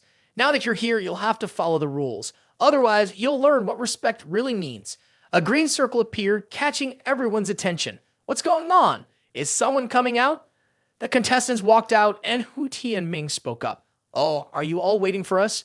Supervisor Chen clapped his hands, clearly pleased. Ha, welcome. He extended his hand in a welcoming gesture. Brave explorers, you've all worked hard. Mo Yun was hot-headed and punched him, causing him to spit blood. His subordinates were eager to act. Oh my god, Director Chen, you're here to get some justice, huh? What the hell kind of intelligence are you providing? Are you trying to get us killed? He ordered his subordinates. Damn in this chaos, you're daring to attack an official undercover agent. Get her! Grab her now! His subordinates quickly obeyed. Yes, sir. One of them shouted as they moved in to seize her. Liu Mang stepped forward, standing in front of Mo Yun. I'll see who dares to touch her. Chen's men had to step back. Looks like he knows when to be careful, doesn't want to get involved with people who just stepped out of death's door. These people walked out from the pile of corpses inside. If they go head to head, they're definitely no match for them. Causing a scene won't be easy to report to the higher-ups. He waved his hand dismissively. It's a misunderstanding, just a misunderstanding. Everyone, hurry up and prepare the canteen for a meal. I'm sure these athletes are exhausted and hungry, so let them rest and eat. The Dragon team members walked over. Eat? What's there to eat? The competition's over. He turned around, startled. What? It's over? Director Chen shouted, pointing his finger. Where the hell did these crazy people come from? Do you even know how high the standards are for this competition? Who do you think you are to act like this? The leader's subordinate pulled out a permit, and the man seemed to calm down a bit. The Dragon organization. The guy in the red shirt felt confused. Why was the most elite psychic organization suddenly showing up here? He had thought to himself, what is the Dragon organization? Why do I have a bad feeling about this? The long-haired leader explained, this is an emergency. I'll take over the situation from here. Director Chen nodded and replied, yes, I understand. I will fully cooperate. The long-haired leader of the Dragon organization addressed the participants. You are all elite warriors who have passed the first test. You should have received more thorough training, but the situation is urgent, and you need to head to the battlefield right away. 5 hours ago, there was an incursion into a new world. After the defense forces fought valiantly, the front lines have almost stabilized, but we don't know when they'll fall. Therefore, we need to send you to fight and carry out the decapitation plan. QT and Ming, He-Han, and Liu Mang were all left stunned. Incursion, decapitation plan. What's going on here? Liu Mang raised his hand. Leader, are you talking about the invasion? Isn't it just a few pieces of equipment falling and maybe some otherworldly beasts showing up? It's not like we need to launch a full-scale battle over it, right? The long-haired leader turned to his subordinate. They still don't understand the seriousness of the situation. Show them. The subordinate took out a lamp. Yes, sir. The light shone and the screen displayed the current state of the city. The leader explained, this is not an invasion. It's an intrusion. A huge crack has suddenly appeared in the center of Kim Jiang's city, and a large number of otherworldly monsters have entered through that crack. They're spreading rapidly. The enemy keeps attacking, which is making it extremely difficult to restore control over the city. He-Han added, so what you're saying is that the enemy is using a swarm tactic. In that case, even if we join the fight, it won't make a difference. The leader replied, after the command center's analysis, they believe there's definitely a leader behind these monsters. The only solution is to send out the most elite team, enter the otherworld through that crack, and take down the head of the enemy. Mo Yun spoke up. You want us to go into the otherworld? Are you serious? Looking at the current situation, it seemed like the groups were already divided. Of course not. To ensure safety, the command center requested that both Team A and Team B carried out this plan together. I think it looks like everyone is already split into groups, the person behind the man in the red shirt. That's not it. We're just here to help with the fighting. The Dragon organization leader has made the divisions. So you guys are Team A and you're Team B. Let's get moving together. I'll explain the details on the way. I don't want to join the red shirt guy's team. Can I refuse? Anyway, I'm not part of the organizing team, and I don't have any obligation to risk my life for you all. The Dragon organization leader is enforcing you. You mentioned the rules allowing you to refuse, but we still have to follow the emergency manpower mobilization order. This means your right to use the otherworldly equipment will be revoked, and the weapons will be handed over to the true protectors of the country. He-Han was surprised.